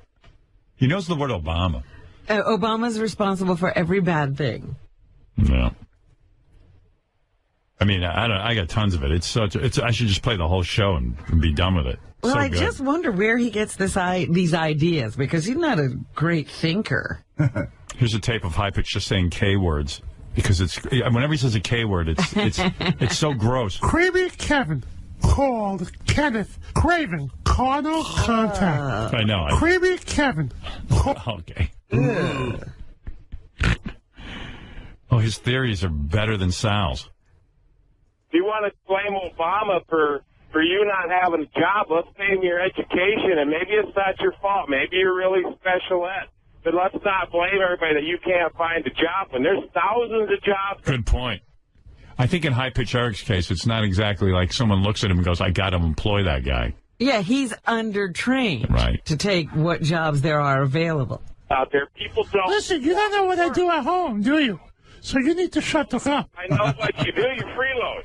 I don't freeload anymore. You're a freeloader. All right, I'm going to cut the conversation. The points are all well taken. Jim and... I love when he argues, too. It's great. You can't be a tough guy with that voice. You shut up, you. I'm going to kill you. And you beat your Live at 5, Jim. Hey, that guy from Iowa he was right on. Eric's a freeloader, and he's a douchebag. Yeah, go You yourself. couldn't find your ass with both hands. You couldn't run a one-man shoe shine stand, Eric. I'm going to drown you in my phlegm. You're going to suffocate. And not only that, Come on, fuck you. No, that's right, Eric. And not only that, but you want about Obamacare, but you're the guy on Medicaid right now. So what the fuck is the difference, Eric? Well, because at least I have health insurance. There you go. Wow. That's a good comeback. I love it. High pitch, Eric. Let me bring you into the conversation. This is weird. Okay, let me ask you a prediction, since you didn't get to hear this. Mm-hmm. Is high pitch into the Redskins name or not? Yes, he's into it. You think he sticks up for the name? Yes. All right. Briefly, do you think the Redskins should change their name? Absolutely not, because they've been the Washington Redskins for a long time, and they should. There's a lot of people who live in Washington that love the Washington Redskins. If you change the name, it's not going to make any sense. What do you say to people who claim that this is an offensive name to the Native Americans and they've endured enough over their years? That's not offensive. The Washington Redskins, He's not offended. Football team. But how can you speak for them? It might not be offensive to you, but you're not Native American. I know I'm not Native American, but, they should just leave it alone and just keep it the Washington Redskins. There you go. Simple. I could play so much more, but I won't.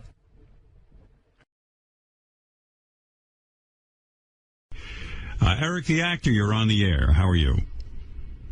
Good morning. Morning. Happy belated birthday. Well, thank you. Thank you for letting me be a part of your show for the last almost 12 years. Wow. What's going on here? Hey, are you okay? What do you need? You must want something. Yeah, he must want something. Well, I just wanted to get that out because the fact that because of Johnny's slow work, I am not going to be able to attend your birthday bash. What did he say, Robin? Because something of Johnny? about Johnny's slow work for preventing him from attending the birthday bash. It's always somebody's fault. Eric, what about your fault for not coming to the birthday bash? Why is it Johnny's fault? Johnny's got a family. Well, because it's always the manager or agent that's supposed to be able to know what the client's needs are, and he should have. Have you ever paid Johnny any actual money? No. Yeah. Hey, Eric, can I get what you pay usually managers get paid. Yeah. Eric, can I ask you a question? It's Gary. Sure. Remember you and I had a really nice conversation off the air probably around second week of December? Actually, it was right before Thanksgiving. Okay, so even earlier. November, yeah. And I said to you, hey, we might be able to bring you in for the birthday show. I want you to be comfortable. Tell me what it is you'll need, and we'll see if we can work on it. Then you emailed me back yesterday and said, what's going on? But you had never contacted me to tell me what you needed. Yeah, how's that Johnny's fault? Well, because I put it in Johnny's court. No. And for him to do. Well, you know Johnny's busy, and you know that Johnny's not really your manager. That's quite a shtick for the air. And if you really wanted to be there, it's fine. Believe me, Eric, we'll do fine without you there. And I actually feel sad for Eric because the staggering list of celebrity of guests and musicians and comedians and television film performers that are going to be there is pretty amazing, and they all probably want to see Eric. But, he would have loved it. Yeah, I think Eric would have been in all his glory. It's a shame. I was really trying to work with him. I wanted. I know you were. I wanted to get him there. We had he even said to me, "I think this is the first time you and I have ever spoken off the air and been civil to each other." Right. I was like, "Great, let's do this." But he dropped the ball, and now he's feeling sorry. But with Eric, to get him somewhere, you got to get oxygen tanks. You got to reserve space for him on an airline. We knew all this. We said, Eric, tell us what you need. We'll get you in. And listen, he would not tell us. So that's it. Eric loses out. Eric the actor could have had a big weekend. Super Bowl weekend, New York. Yeah, and You dropped the ball. hopefully if everything goes right for the 49ers, my friend Adam Snyder will be there because he's an offensive lineman for the Niners. All right. Eric, thank you for the call, and good luck in Sacramento. Thank you. That's Eric the actor, right. everybody. Okay, there he is.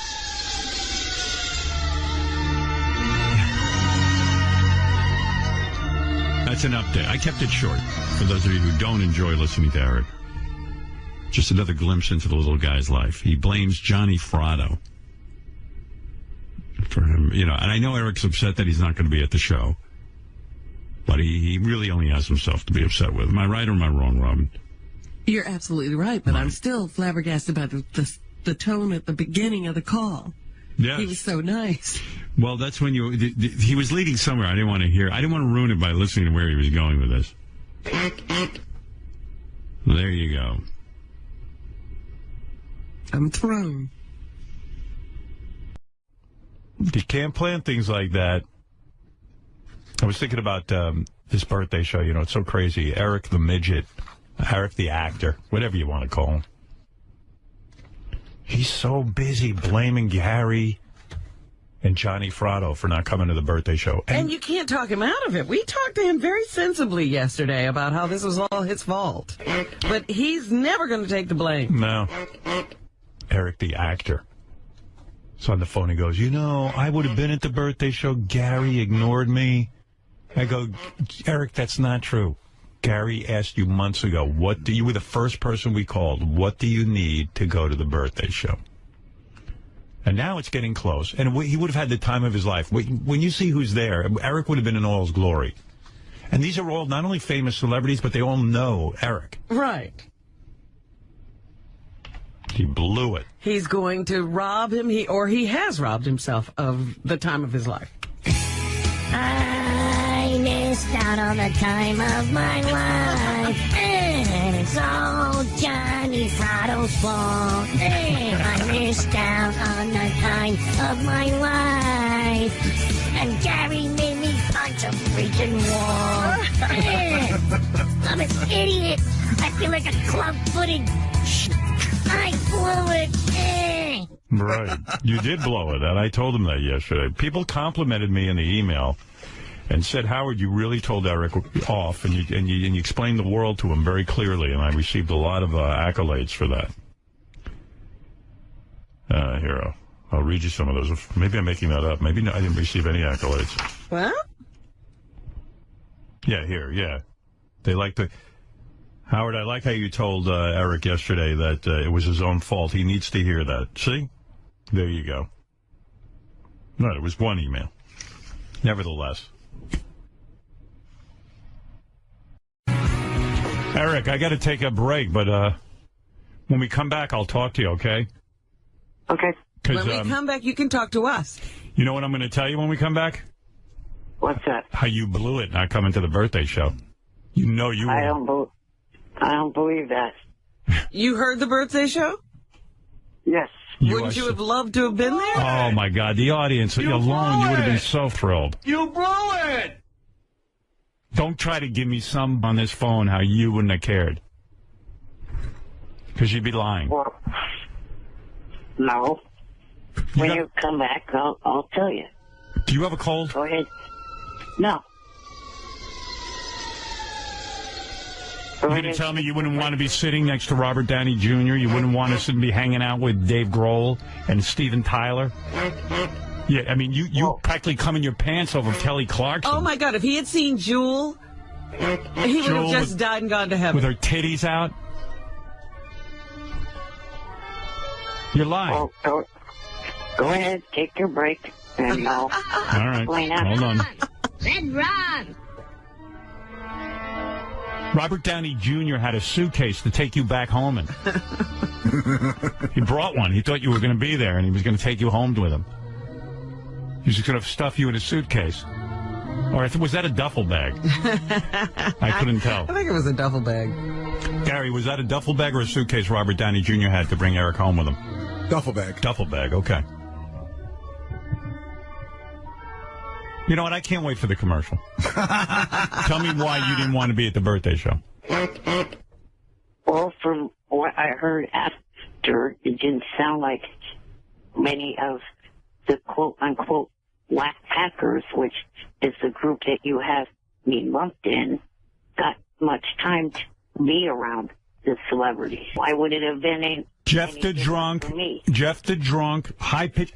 I got a picture of high pitch Eric on the red carpet, practically in coitus with Jewel. And Eric would have been sitting on the floor. That's right. Just so you know, the Whack Pack were up in a box. Except no. It wasn't Jewel. It was Heidi Klum he was hanging out with. Howard, the Whack Pack was in the box. Right. With the exception of Ham Hands Bill, who was on the floor, which is where Eric would have been because I couldn't get a wheelchair up there. That's right. You're in a wheelchair. You would have been sitting on the right-hand side of the stage where Steven Tyler and his daughter were sitting. That's right. You're just trying to rationalize why you felt so bad.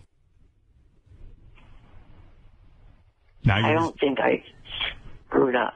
What, you were happy? Well, let me tell you, when you were sitting home listening to it, you go, gee, I'd much rather be here than there? This is a guy who comes in his pants just to meet some third-rate wrestlers. Yeah. No, I do not do that. What, you don't come in your pants when you meet wrestlers?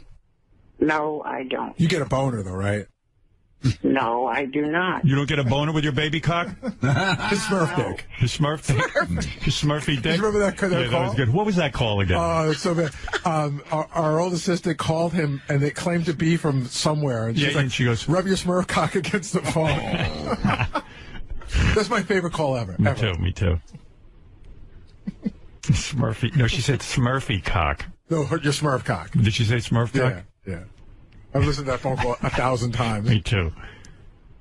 Eric, do you hate that phone call or do you like it? Hate it. Okay. He doesn't like anything. He doesn't like. Who was she pretending to be again? It was like. I think it was the blonde from. Oh, she was trying to. The one he was in love with, not Carrie Underwood. Who was the one that he? No, it's Carrie Underwood. No, it was Deanna DeGarmo. Yes. DeGarmo was that one? She was like, "Hi, Eric." No, it wasn't. God, you claimed to listen to 1,000. Who was it again? Not even getting it correct. Who was it? It was Carrie Underwood. Yeah, I thought it was Carrie Underwood. Oh, yeah, that's not the part I listened to. Hi, Eric. This is Carrie Underwood. Do me a favor and rub your Smurf cock against the phone. So great. And you're like, no. You really thought it was Carrie Underwood. For a moment, but then when it started getting like that, I didn't. Good afternoon. Hi, Eric. It's Will. Hey, Will. Do you have a minute now? You think you could talk to her? Sure. All right, I just got to get her three-way. I just got to call her management real quick, all right? Hold on 1 second. Hi, Dave? Yeah, is Carrie available now to talk to Eric? Oh, okay. Hold on 1 second. Eric, can you hear me? Yes. All right, I'm going to get Carrie on the line right now. Hello. How are you? Great. How are you? Is this Eric? Yes. Hi, it's Carrie. What's happening? Oh, not much. I sent you the roses to the East Rutherford, New Jersey arena. Yes. I got them yesterday. Thank you so much for that. That was really, really sweet of you. You're welcome. Can I ask you a question? Sure. Do you like dancing? It's not that easy being in a wheelchair. Listen, I know you're small, but can I ask you something? Okay. Are you small in the pants, too? I don't know. Your voice is so... I'm getting a little moist here. Can you moan for me? Carrie Underwood. Let me ask you another question. Are you at least, say, 3 inches? I'm pretty sure I'm bigger than... What I like about this call, Eric, is that you still think it's Carrie Underwood. You're hanging in there. You should have been out of there when she asked you if you were small in the pants. Right. Now, in hindsight, he realizes that. At some point, we all want to believe, you know what I mean? At what point do you finally get suspicious? I'm going to see if I can detect that. But, when I met you in Sacramento, it looked like you had a boner when you met me. Did you? I don't think I did. Really? Have you, ever been stepped on in a large crowd? No. Have you ever been mistaken for a leprechaun? No. What else do you like about me? What was going through your head at this point? That, like, maybe she's just a mean person and it's all when she comes off nice on stage? I was not or what the hell was going on. You were probably just excited that it was He Carrie still Underwood. wanted to believe. Right. You know, he just wanted to believe. Oh, you got a really pretty voice. Can you start rubbing yourself, Eric? What? Me, midget. You troll. The show's in Uniondale tonight. Oh, my God. Eric, take off. Wow. Yeah, the show's in Uniondale tonight. Me, midget, you troll, and you go, your show's in Uniondale tonight. What the hell? I don't know whether to get excited or insulted. How could you say to her, your show's in Uniondale tonight? Because I was trying to get off the topic.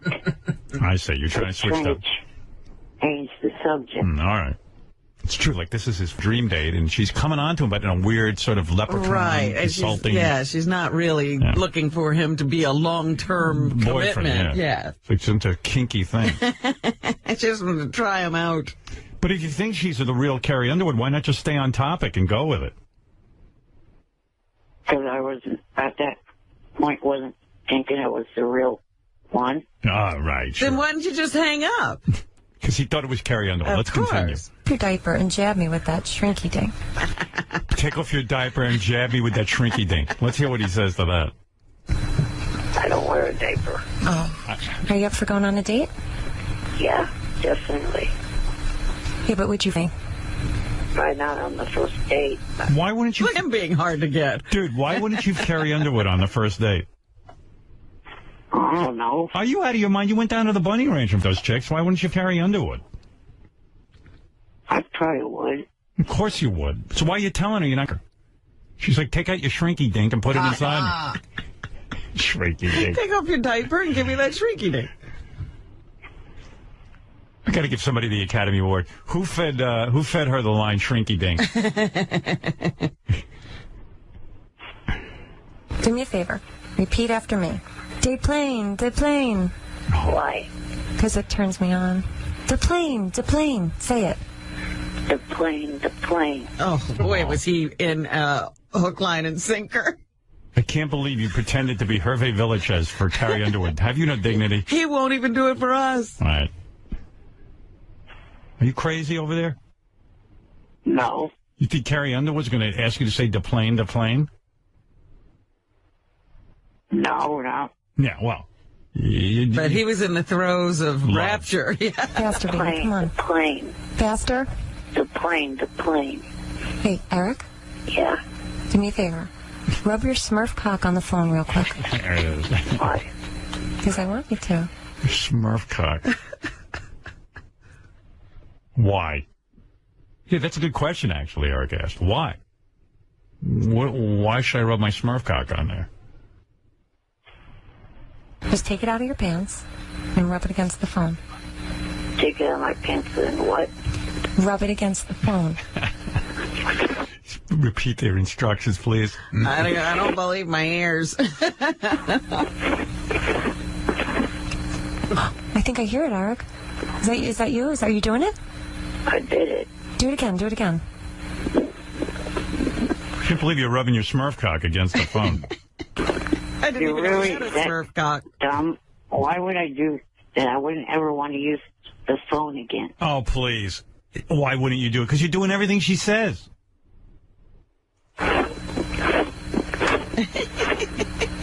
Sounds like he's using a sander on this. Harder and faster. I just put it back in my pants. Take it back out.